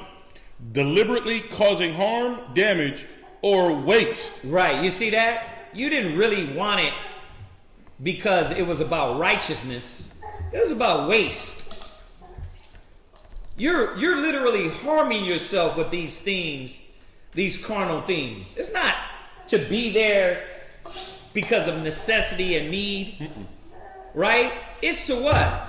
You want to just get it to what they say, floss. Yeah, just to say you got it. Just to say you got it, right? That's why you show it off on social media. That's why, man, I told myself I was gonna do a carnal site too. Just go off on all this carnal, because everybody want to flaunt and show what they got, right? Man, we do the opposite, bro. We don't got to show all that. We don't got to do all that. Why? Because it's too much of that. It's too much carnal, yeah. I found a definition that said deliberate and unprovoked. So you don't even, it's not even necessary. You're going out of your way to bring it up. You're going out of your way to show out, to be flamboyant. And this is the opposite of modest. And this is the problem, that, once again, when y'all do things, are y'all doing it because you want to beautify your husband, or is it about you? It's about you getting attention, right, from another man? Is it about glorifying the Most High? You guys got to think about these things. And this is where Israelite women went off. Not only the women, the men went going off too. Right, because they're only doing it not because they like it. It's now I got to floss with it. I got to make other people envy me. What's the point of the social media? Huh? When y'all did it, why'd you do it? Why'd you put the 75 filters on? Huh? Come on, talk to me. Yeah. Because everyone else was doing it. Okay, so followers. Everyone else was doing it. Wow. Attention. What attention? From other men. Rando niggas. You wanted a random nigga to come through and what? Tell you look good. But what you gonna do? But I got a man though. Right? Well then why you putting your face up there like that? Huh? Why you doing it? But who's letting them do it? Their men. Who's letting them do it? The husband, the boyfriend. The husband and the boyfriend. God. You think all these shit, a lot of these women out there, they got men, they got more than one man. Yeah. But who's letting them do it? Some cat that just feels like it's okay because he can get between her thighs. Yeah, he downstairs playing the PlayStation like a big kid, like a dummy kid, and while she in the bathroom doing all the self onesie poses and stuff. And then the daughter walks in and what? Sees her. Yeah, joins her. Right.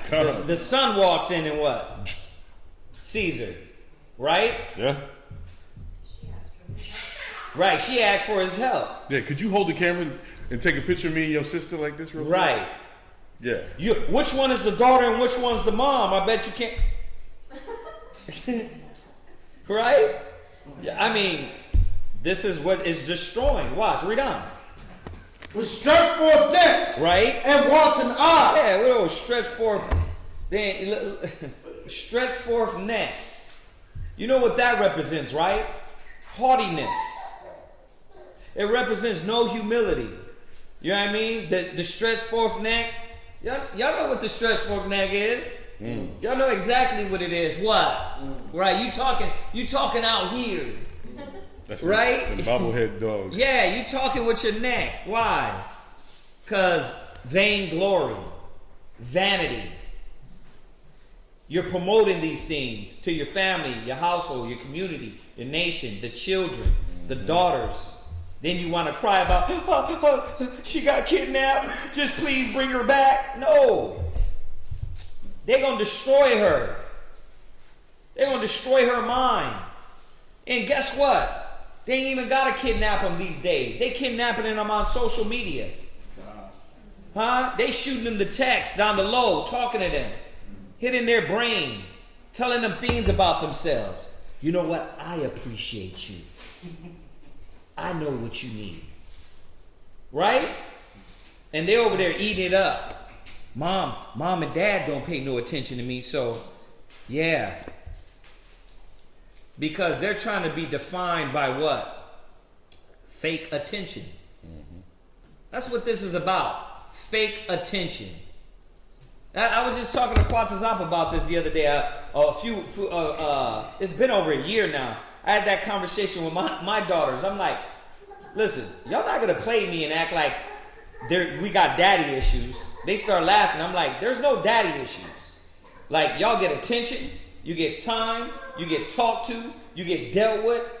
In our household, we got 3 people dealing with you. So if there's an issue, you need to talk, right? We do all of that. We deal with your mind. We deal with everything. So if there's daddy issues, that's you being selfish. But that's the mentality. You know what I mean? That's the mentality to do for the young girls to go in a cave, go into social media, and then be perverted by these perverts. Catfish by grown-ass men that's trying to allure them and take advantage of them and destroy them. Mm-hmm. And you know what? They might wait till 18, 19. And when they get a hold of you, you're gonna be damn dumped in Europe somewhere, backpacking. You know what I mean? Why? Because you're naive to understand what the world is doing to your psyche. They don't care, man. You better appreciate the qualities and the things that the Most High has given you. Because the world will eat your ass up and spit you out. Right, sisters? Come. I always bring it out. Your first experience. Who's with their first man? Okay, put your hand down, sis. But, like, you're one out of how many? Right? Because usually the first man did what? Abuse you, misuse you, treated you wrong. He was some young little punk that wanted to what? Hit it and quit it. Right? That's what the world is doing, man. They're not teaching you about the qualities and spirit of the Most High. So y'all got to understand why this is more valuable. Y'all get this, right? Come on. Walking and mincing as they go. Go ahead. And making a tingling with their feet. What's that about? What's all the little lower tattoos and thigh tattoos about? That's about attention. The mincing with the feet is they would put the bell around it. Now, when you go into this, they're using all these things that were beautified. Now you look like a hoe. Now you look like a harlot. Now you're doing it for attention. I'm over here. Right? Wow. So you got to see that this is the opposite of modesty, man. These are the qualities, man, that have been destroying our communities and why you got so many relationship problems. Right? On top of you don't know what the hell a man is and you don't know what to look for in a man. So you what? Jumping from man to man to try to find the thing that needed to be in a man. Right? The best thing my daughter said, man, when I get a man, I want him to be like my dad. That's beautiful. Made me proud. You know what I mean? Serious. I'm like, yeah, calm. And then she could tell you why. Like, because this, that, and this. You see that? But you see why you can't break up a happy damn home? You see why the father is needed? You see why the father needs to be there? The man has to be the wisdom and the leader in the house. So when you women break that down and chase him away, you're destroying that house. Y'all got to see all these things, man. Go ahead, read on. Therefore, the Lord will smite with a scab the crown of the head of the daughters of Zion. You see that? So what did he do? To take away your pride, he's going to hit you where your beauty's in. Because your beauty was now being defined by the physical things. Right? How you look, the bracelets, the armbands, the necklaces, and all these things. Watch, read down. Of the head of the daughters of Zion. And the Lord will discover their secret parts. You see? And what's happening now? Discovering their secret parts. Breasts all out. Right? Gunshot wounds all out. Right? Cellulite all out. Damn, everywhere in the streets. Right? Nobody wants to see that. You know, and the other way, nobody wants to see somebody's young tender, the butt falling out the bottom, because you're like, in my head, I'm like, what's the point of that? What you trying to get across to me? That irritates me. Like, do you want somebody to go over there and grab your ass?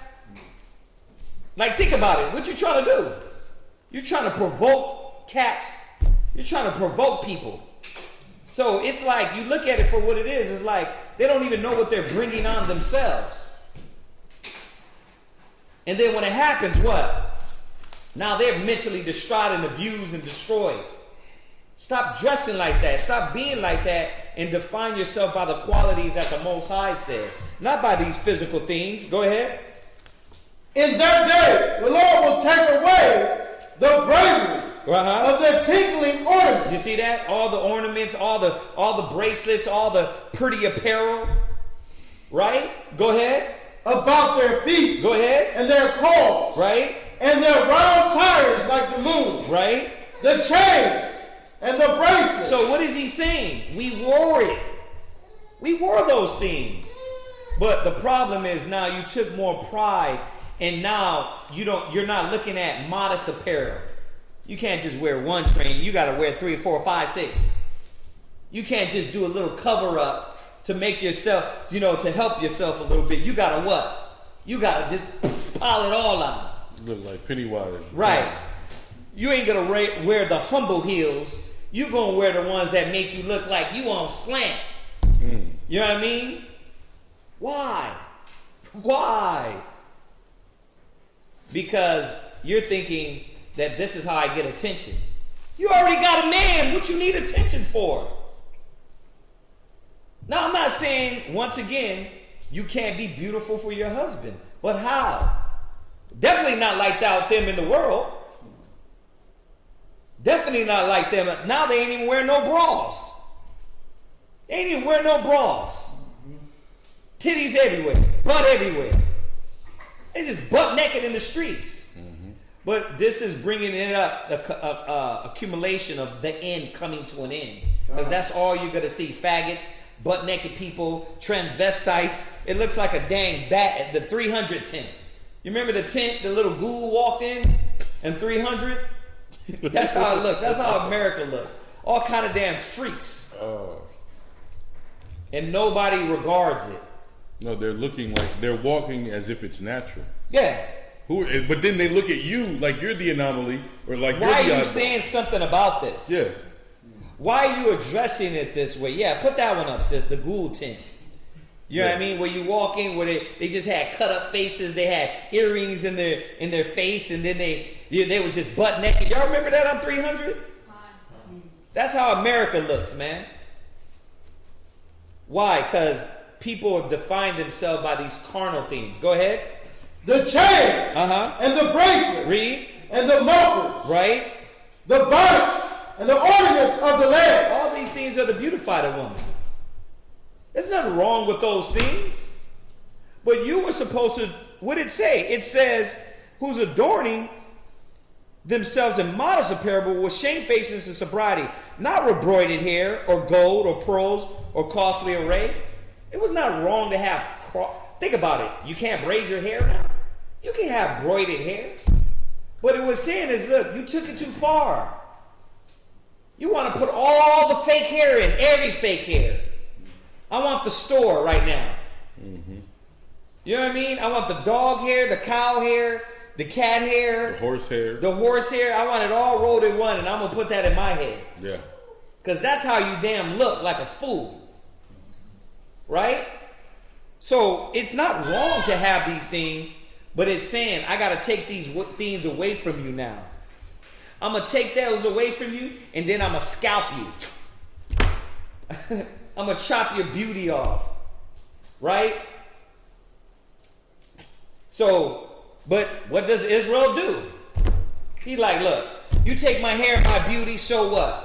I'm going to still wrap my flab in a plastic bag for everybody else to see. Look like one of them wrapped up honey buns. Yeah. Like, they don't even think like, damn, the Most High broke me down. Let me cover myself up. You got to think about that. Let me take care of myself. They're like, nah, I'm going to stay just like this. Why? Because he's going to let me sit on his face anyway. Exactly. Smelling like diarrhea. Read. And the headbands. And the tablets. And the what? The headbands. Nothing wrong with headbands. Nothing wrong with sisters wearing headbands and what? What else? And the tablets. Right, tablets and the chains. We wore this. We were great prestige people. Go ahead. And the earrings, the rings, and nose jewels. Ain't nothing wrong with that. The earrings, the rings, and the nose jewels. That's how kings dress. Princesses dress. Go ahead. The changeable suits of apparel. Ain't nothing wrong for you to have changeable suits. You know, nice dresses, nice apparel, costly apparel if you got the money. There's nothing wrong with that. Read. And the mantlets. And the wimples. Read. And the crispy pins. Yeah, your hair done up. Read. The glasses. And the fine linen. I gotta take all these things away though, because you take more pride in them than in me. Go ahead. And the hoods and the bags. And it shall come to pass that instead of a sweet smell there shall be stink. Right. So I'm going to take away all these things that beautified you, and now I'm going to do what? I'm going to make you stink.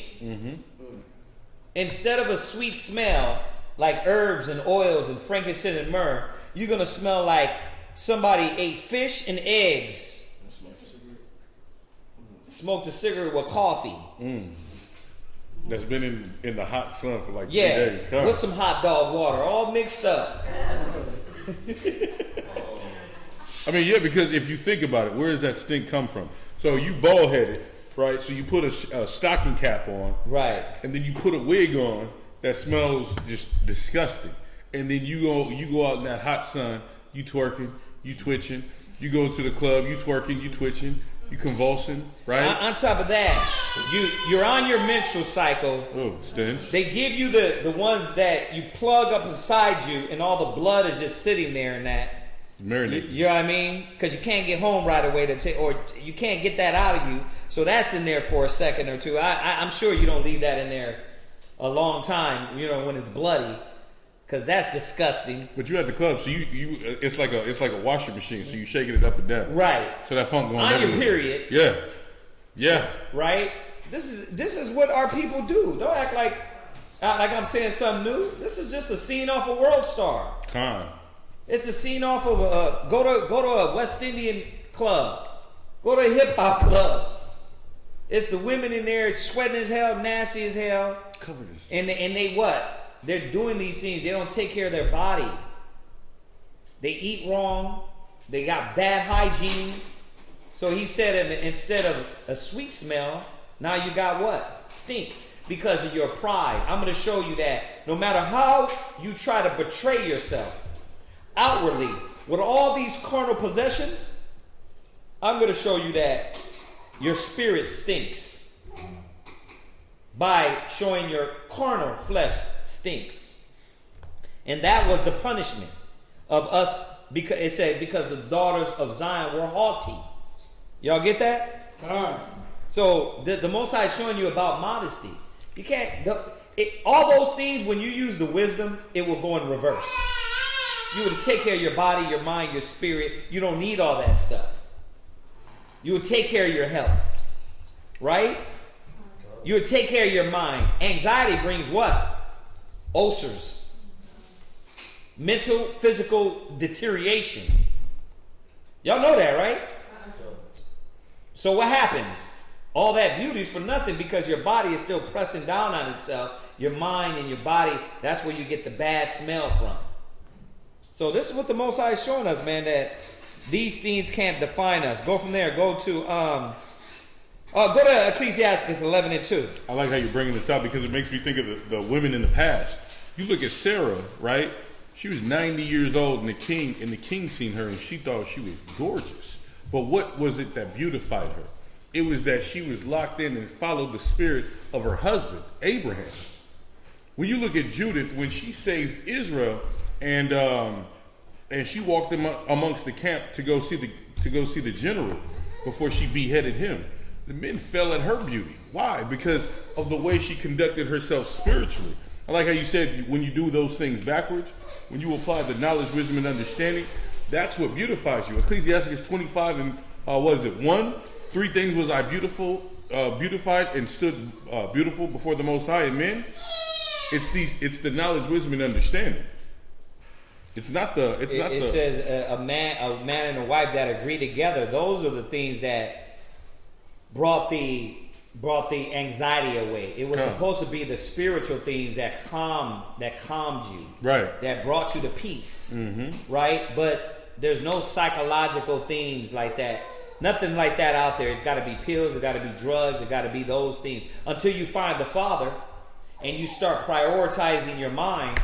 Then you can understand that why that anxiety, depression, why I gotta try to seek for fake fame or fake attention. I don't gotta do that if I lock into the Spirit of the Most High.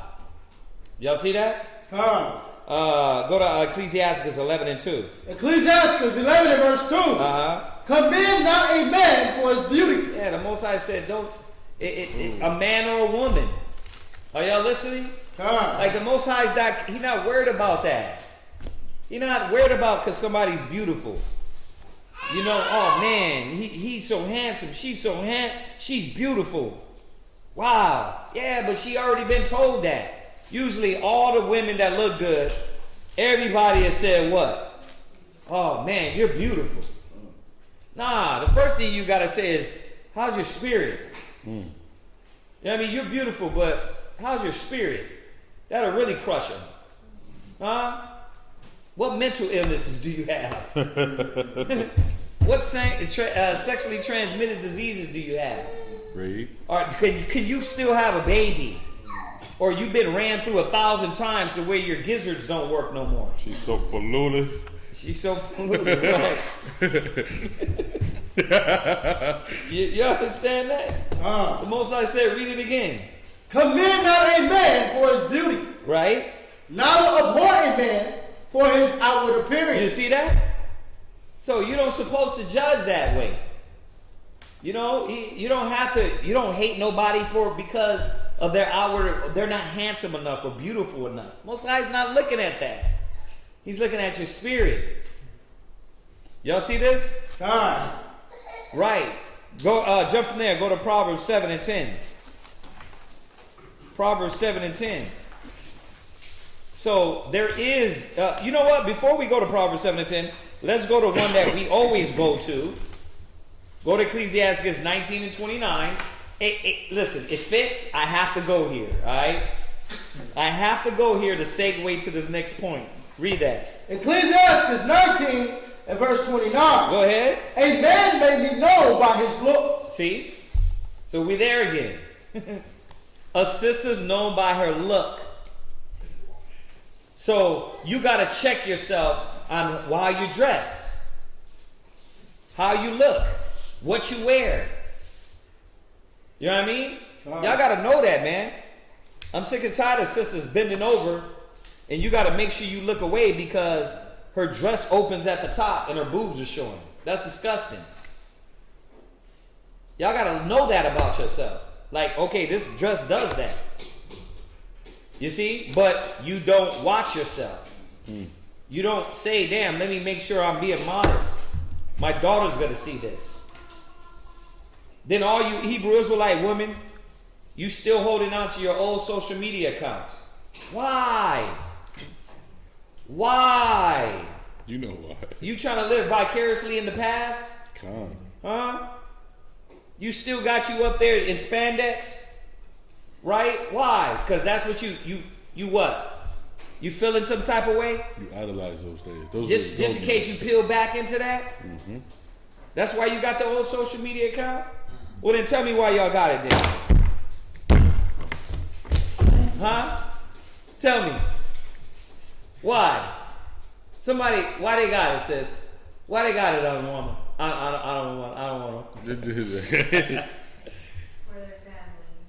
But why they got the ones where them on there with spandex? Huh?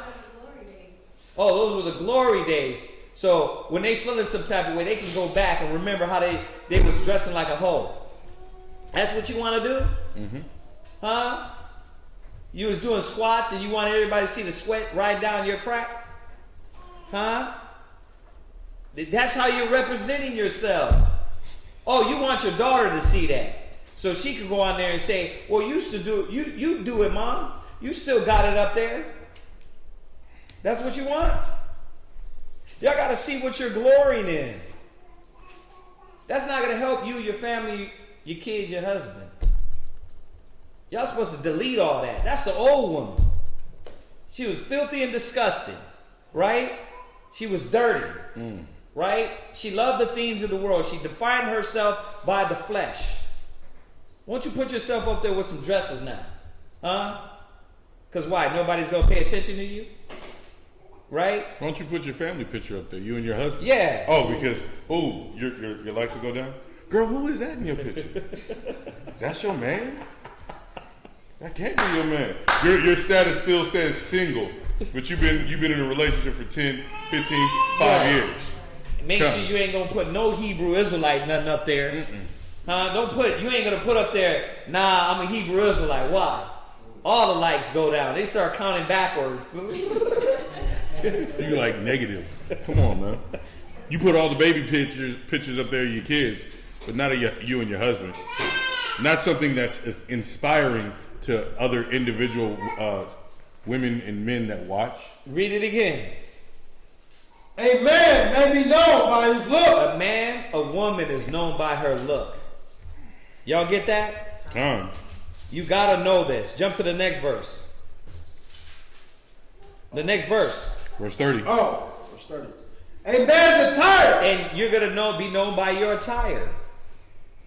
Your look and your attire. You're gonna be known by that.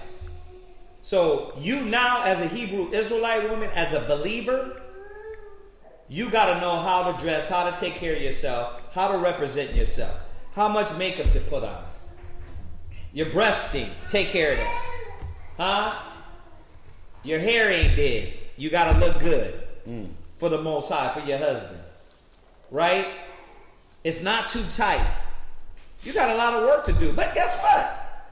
You did a lot of work in the world, though. Don't act like, well, it's just so much. Well, you did it in the world. Right? You made sure everything was tight and fit and made everything poked out the right way, right? You know what I mean? You made sure. But what about now? It's so much I gotta change. Yes. But most of all, what you gotta change is the love for it. The love for that way. You gotta hate the evil. Alright? Go jump to Proverbs 7 and 10. Proverbs 7 and verse 10. And this is why. Go ahead. And behold, there met him a woman with the attire of an harlot. That's why. So your attire, your look, defines you. You know a person by that. So yes, you can judge a person off of how they dress, walk, talk, act, and what they say. What else? How else do you judge a person off of? Their actions, right? Right. So yes, I'm going to judge a person off of that. I'm going to look at you and say, and see what errors you have in your spirit. And that's what the Most High is doing with you. He's doing with the women. You're showing I'll read it again for y'all. In like manner, also the women adorn themselves in modest apparel, with shamefacedness and sobriety, not with broidered hair or gold apparels or costly apparel. Proverbs 31 and 30. Favor is deceitful, beauty is vain, but a woman that feareth the Lord shall be praised. That's right. So your quality in how you feel the Lord, and that shows through your actions. That's what you're supposed to be getting better at. All right? Y'all see that? So there is an attire of harlot. Could we be real about this? There is an attire of a whore. You have a police outfit. You have a fireman outfit. You have a lawyer's outfit. You got a whore's outfit. And you got to know how to put together your outfit, your clothing, the perception of you without looking like a whore. Y'all see this? Read on. And subtle of heart. Right, and because what happens is the outfit starts to bring out something out of you. Let's be real. How'd you feel when your ass was showing? Huh? When your breast was out? You felt good about yourself. Right? Come on. Why? Because you tapped into the spirit of a whore. And you what? You loved it. You're like, damn, I look good right now. I'm feeling myself. Right, because you tapped into that spirit of a harlot. You see? So you did your makeup that way, right? That's when you was working out. Mm-hmm. That's when you was was like, man, I'm gonna make sure I look good. I'm slim thick, right? But now you come to the truth and you like, he said modest. No. You can still take care of yourself. You still take care of your mind, your spirit, your body. You understand that? You still do those things. But now you're doing it the right way for the Most High. But this point, the attire of a harlot. Is there not a spirit with those mini skirts? Huh? What? Not just mini skirts, but if you wear pants, like when right. I used to work in an office, you could tell that you have a different, you hold yourself differently in pants as in a skirt. You have to be more modest in everything when you're wearing a skirt or a dress, but in pants, you don't. In pants, you got leg room. You walking like a man. Mm. You walking like a man. Your legs are stretched, right? Mm. When you put a dress on a sister, oh, that masculine butch spirit, that old thug spirit, you know what I mean? You see sisters come walking in, you know what I mean? That's why some of y'all need to start wearing damn pants under your dress and just wear a dress, because that's going to make you move effeminate, like a woman. Not like you a thug, you thug life. What? I know, like when I came into the truth at 15, I was like dressed in a tomboy. Right. You know, baggy pants with a belt with a tight top. Right, 90s wear. You thought you was Aaliyah, right? Oh, one of the million. Right, exactly. And then it makes you move different. Right, it makes you move. I was told, you know, you gotta wear a dress. It was hard. But then when I got used to it, being in pants made me feel like I was restricted. Being in pants made you feel like you're restricted. Because it's a spirit on clothes. Mm. That's why you wear it. If it wasn't a spirit, then why we put so much effort into swag? In drip. Why we put all the effort into the drip? Because there's a spirit behind that. That's why I watch. When I get my dress, I like a certain. You want to look a certain way. That's right. I'm trying to look like I'm a military soldier from the future, right? That's what I go shop for, like military stuff, right? Yeah. What do you look like? Right? I look like you see, we don't wear skulls and people on our shirts and nothing like that. I'm not trying to represent none of that. It's an Israelite shirt or it's a plain shirt. Because you want to represent yourself in a certain way. So who's the fools that think apparel doesn't define you? I'm going to say it again. If I came up here with some skinny jeans, right, hugging my ass, right, with a pink shirt on, with a pink headband, what the hell you would say about me? Oh, we not going to judge? You going to look at me and be like, there's something fishy going on here. There's something fishy about this cat, right? That's the fact. So don't let the world tell you you can't judge, because the Most High is telling us, you know a man by his attire, you know a woman by her attire. So there is an attire of a harlot. And when you're in that spirit, what does it say? And subtile of heart. Read. She is loud. Right. What happens when you put those pants on? You know what I mean? When you get in, like, you get in dress mode, like when you get in club mode, you in your freakum dress, right? You in freakum dress mind. That's right. You like, man, I'm gonna get me a man. You ain't in like, go. What happens when you want to get in the fight? You gotta do what? You gotta disarm. I'm gonna switch up because I gotta go in that spirit. Mm-hmm. So I gotta switch from freakum dress. I'm trying to meet somebody tonight to I'm gonna beat this butt, right? It's a spirit. How you move, how you dress, how you deal, how you talk. And that's what the Most High is wanting us to change. The spirit on us. And it happens to change our outward appearance. Y'all see this? So when you got that spirit of a whore on you, you're what? She is loud. Read. And stubborn. Right. So it all comes with the spirit. Read. Her feet abide not in her house. Huh. And that's why you dress like that, you act like that, you start talking like that. Y'all seeing this? Read. Now is she without, now in the streets. And lieth in wait at every corner. Right, meaning that she wants to jump from man to man to man. And that's what the definition of a whore is. This right here. And I know you thought it was Google's definition. She sold her. No, bro. The Most High definition is she's loud, she's stubborn, she don't abide at home, she dress like a whore, talk like a whore, act like a whore, and she what? She is a whore. The Most High doesn't want you to be that. He said, make not whores of the daughters of Zion. Come. Read. So she called. Stop. Jump from there. Go to Proverbs 4. Jeremiah 4 and 30. So this is the opposite of modesty. And this is why the women have to come and understand the modesty that you're coming into.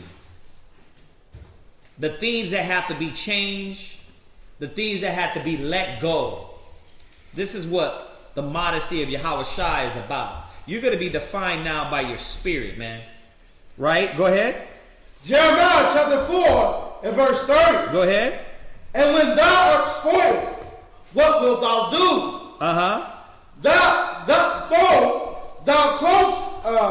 Thou clothest thyself with crimson. See, he's saying, when all this is taken away from you, what you gonna do?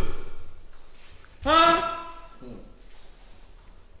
When all this is broken down, when COVID shut everything down and you had to sit in your house, you know what I mean, and be in your house, and makeup didn't do nothing, and clothes didn't define you, and all these things didn't define you. You see that?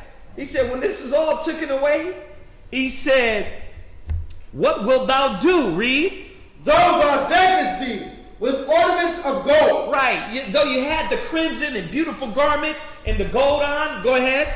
Though thou reignest thy face with painting. Though you put makeup on your face and do yourself up pretty. What is that going to do?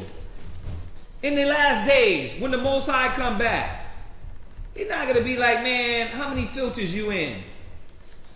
You got to think about this. It's so foolish to even say it. Read.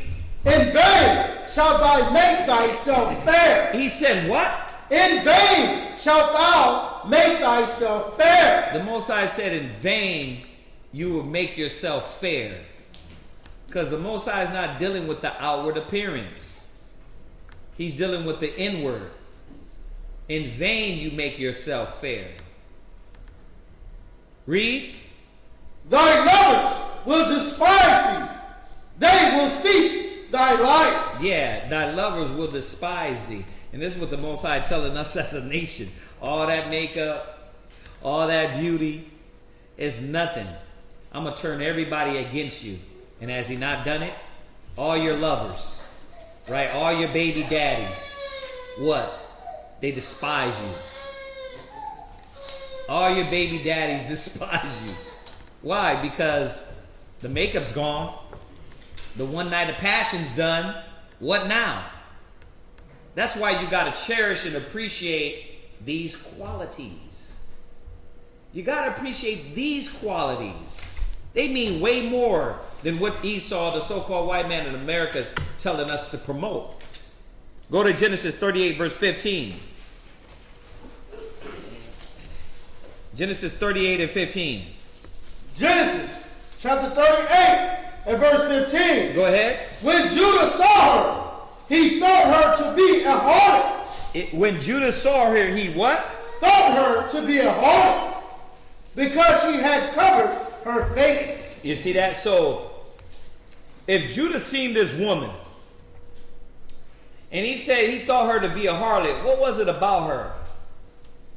She had to be dressed a certain way. She had to be dressed a certain way for him to say she's a whore. So this is back in BC, all the way back. This is a patriarch right here. Yeah, this is a patriot. He's talking about all the way back in what, BC? This is Judah, the son of Israel. And guess what? There was hoes back then.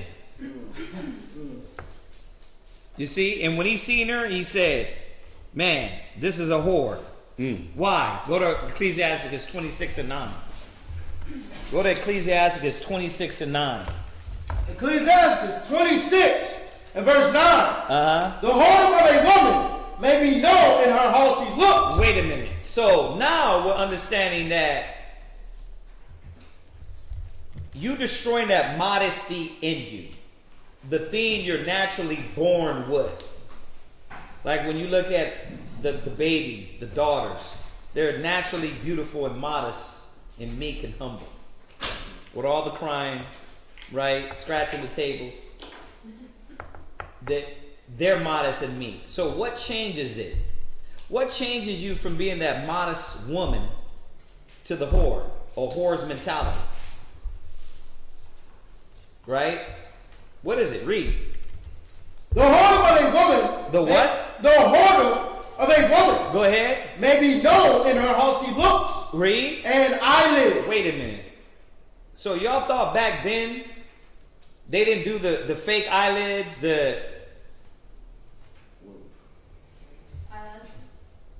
right? Y'all don't understand they did that back, same thing back then? Nothing new under the sun. There's nothing new under the sun. That's why it trips me out on these men that let their ribs still wear those damn fake ass eyelashes. I'm like, what the hell is wrong with you brothers? You let them wear like they look like they're the most savage street hoe on the block. You got to understand that that's not becoming of an Israelite woman. Most High, sister.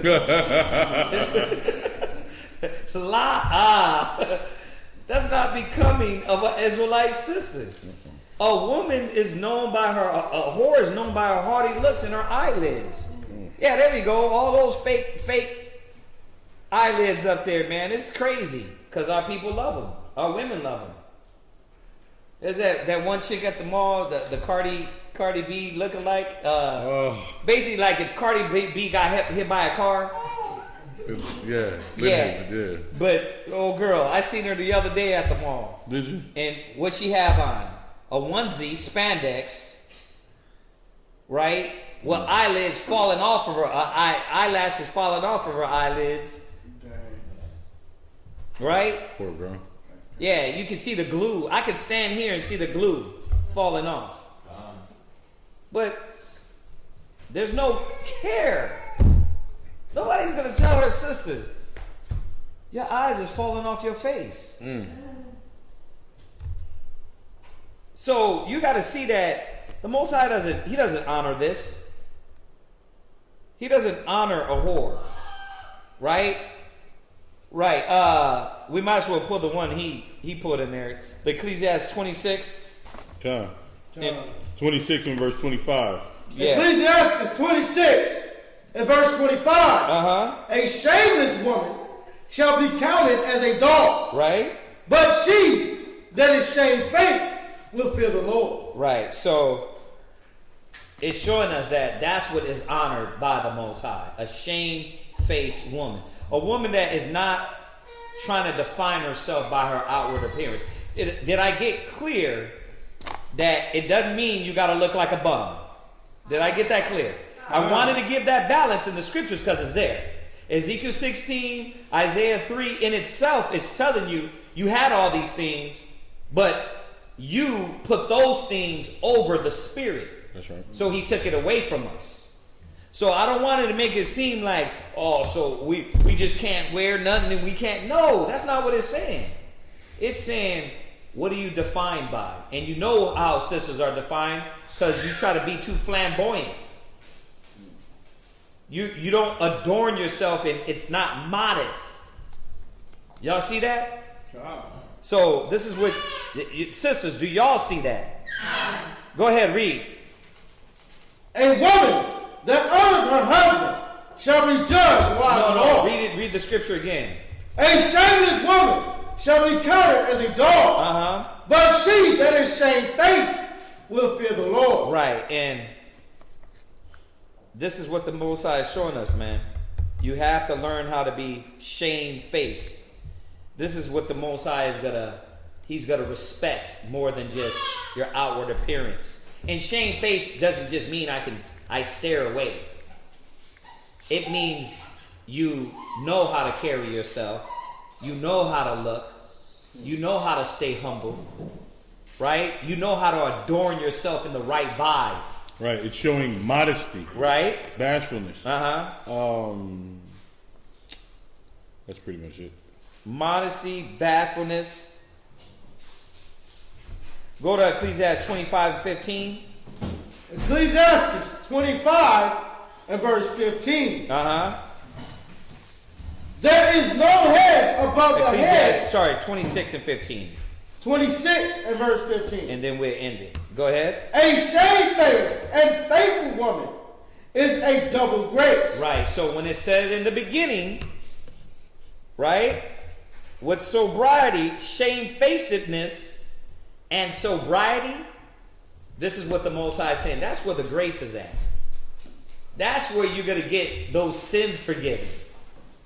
Right?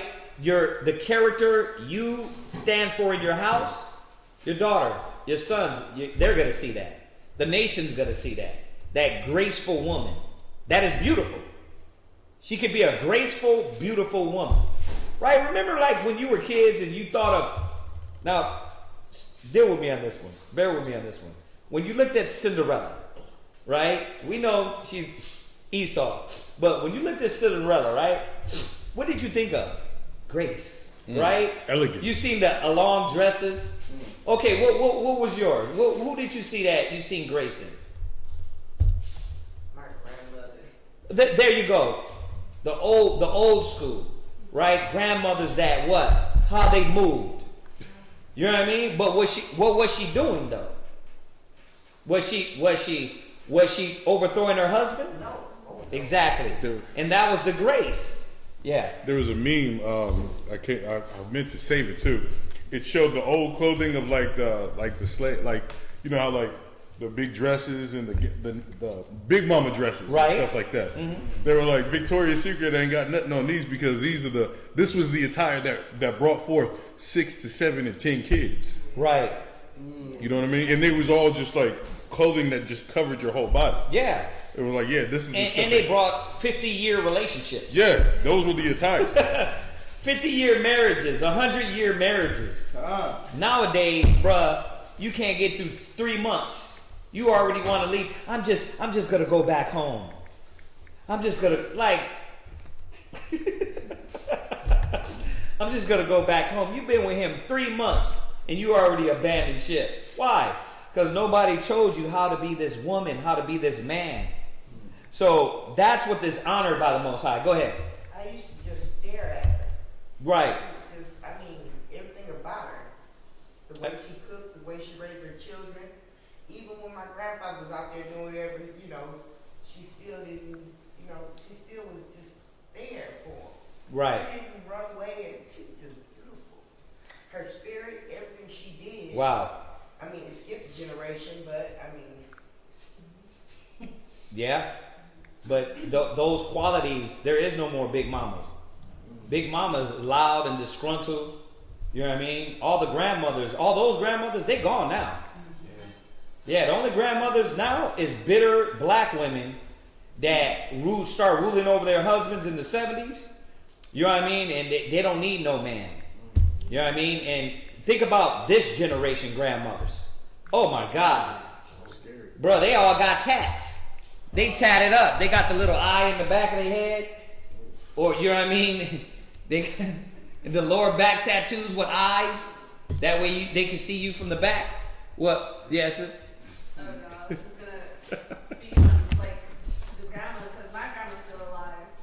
So, like, the way she treated my grandpa was, you know, just seeing her growing up, watching her clean without complaining, cooking. Yeah. You know, if he... Act up. Yeah, like, she had everything ready for him when he got home from work. Yeah. It wasn't, you know... It wasn't no drama. It was no drama. She was a real woman. She was. And right, and it didn't make her a stepping stool. It didn't make her a fool. Than, you know, she was still a woman in the house. Like, right.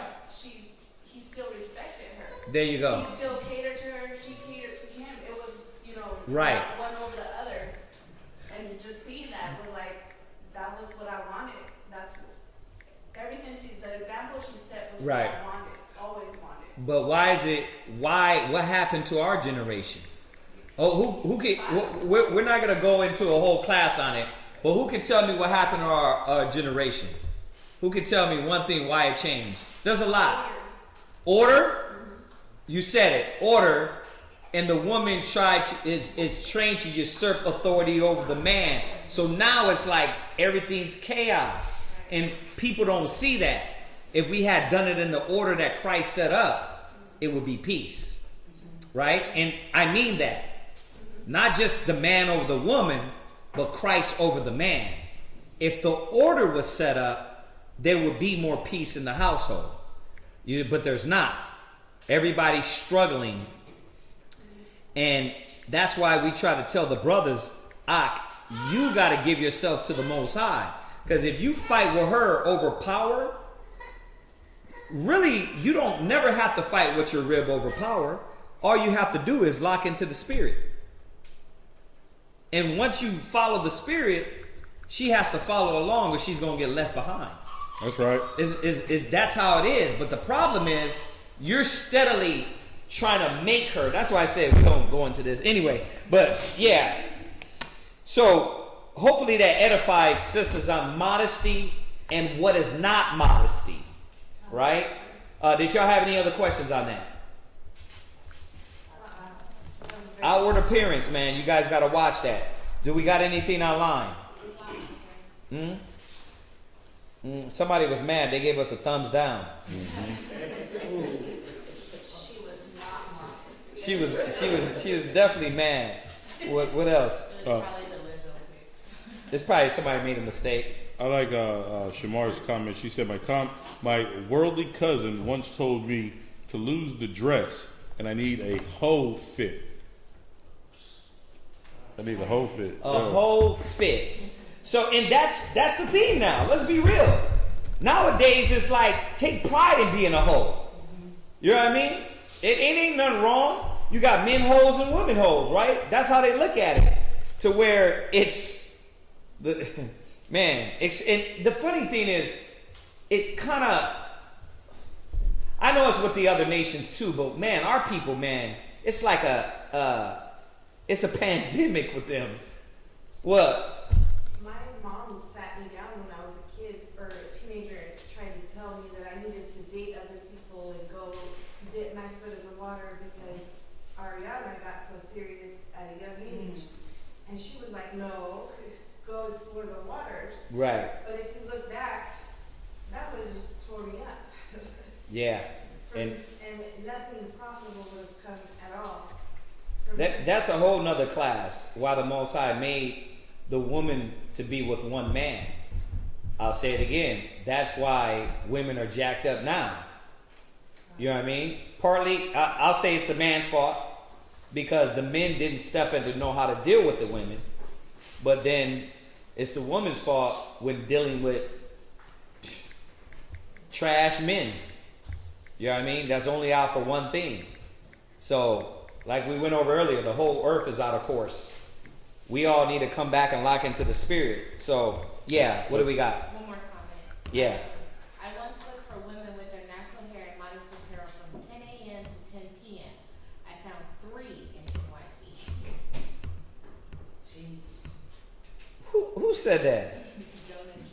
Jonah. He said he'd wander around. Yeah. There's another one he had said before that. He said that's why we have so many baby mamas and not wives. Yeah. And baby daddies, man. It's real. So the quality and the standard of us as human beings got to come up. But what is the standard? And who's going to determine what the standard is? That's what the problem is, right? Mm-hmm. They don't want the standard to be the knowledge of the Most High. And that's the problem. They don't got no damn standard. They don't got no qualifications to stand up to. But they sure know it ain't the Most High. And that's where they err. So, yeah. Anything else? Oh, he said you forgot to mention, don't forget to mention the unnatural hair color. So not only do they like get the wigs, but they get like the blonde, they get the pink, the blue. Oh, they're doing this aqua theme now. Oh, Jesus. The aqua, like, they're looking like, Sonic. Yeah. Sonic, like Sonic the Hedgehog. Who was it, that female Smurf? Oh. Smurfette. Yeah, Smurfette. Yes. I mean, once again, sisters, there's nothing wrong with a little makeup. There's nothing wrong to make you doozy you up. Y'all wore it. I'm not saying y'all wore those things, right? But you think they was walking around with damn wigs? Come on, y'all. You think they was walking around with wigs? Dead people's hair on their... Come on, we weren't doing that. Extensions? We weren't doing that. Come on. No sisters was doing that. Yellow hair, purple hair. So nah. The Most High said, I hate every false way. Now, they put things in their hair. That's where the broided hair comes in. Right, the trinkets? Yeah, they put things in their hair. So you can put things and make yourself beautiful, but you got to know modesty. Am I going to do blood red? You know what I mean? Am I going to do purple? Nah, you're not going to do that. A historical fact is during the Roman period, during the Roman era, like my history, the blonde, because we're talking about the things that signify what a whore is.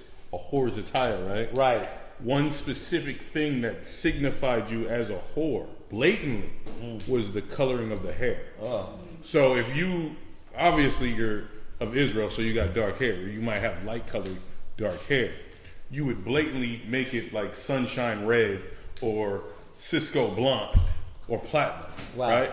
So you're basically signifying that's your job. You're a hoe. Wow. Yeah. Come. And we don't see it. Yes, ma'am. It's crazy you say that because like when I did have my Facebook, like way last year, like a lot of black females would be on Facebook, like, they're mad at white girls for getting black hairstyles like braids and all of that. But I'm like, we get blonde hair and straight hair and all of that. But like their argument is, well, we are the progenitor of all the races, so a black woman can have a baby with blonde hair, so it's nothing wrong with us wearing blonde hair because we can make that. You know what I mean? Well, I missed something. Well, we can wear blonde hair because we can make that. Because we can make a baby who has blonde hair, or we can make every color. First of all, to have blonde hair was a disease. Come. You're unclean. That's leprosy. Unclean. Yeah. So when you get that bleached blonde, don't get me twisted with brown hair. We got brown hair, right? It looks like it's black. I had sandy red hair once upon a time. Like when I'm in the sun, if I'm out there, my hair turns real golden brown like my kids. That's brown. We talking about dirty blonde.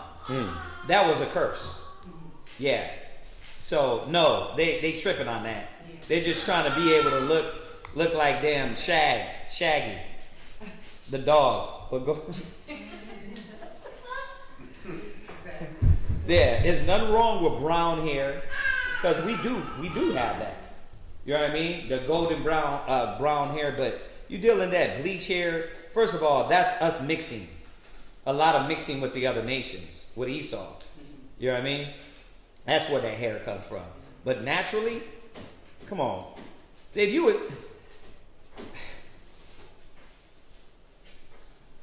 you had kids with a Edomite woman, and then you had kids with a black woman, look at those kids. Yeah, exactly.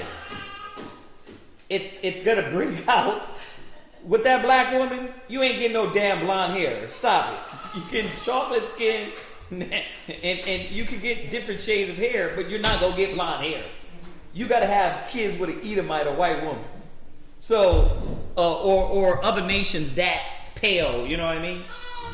So yeah, I don't know where that comes from. I think that's madness. People talking out they mouth. Where else? It was a mishap. Yeah, somebody did it. I told you somebody was going to. All right, so any other questions online? All right, so let's salute them. Y'all know the deal. We'll be back here for the Shabbat. We thank y'all, brothers and sisters. Say shalom, y'all. Shalom. Yeah.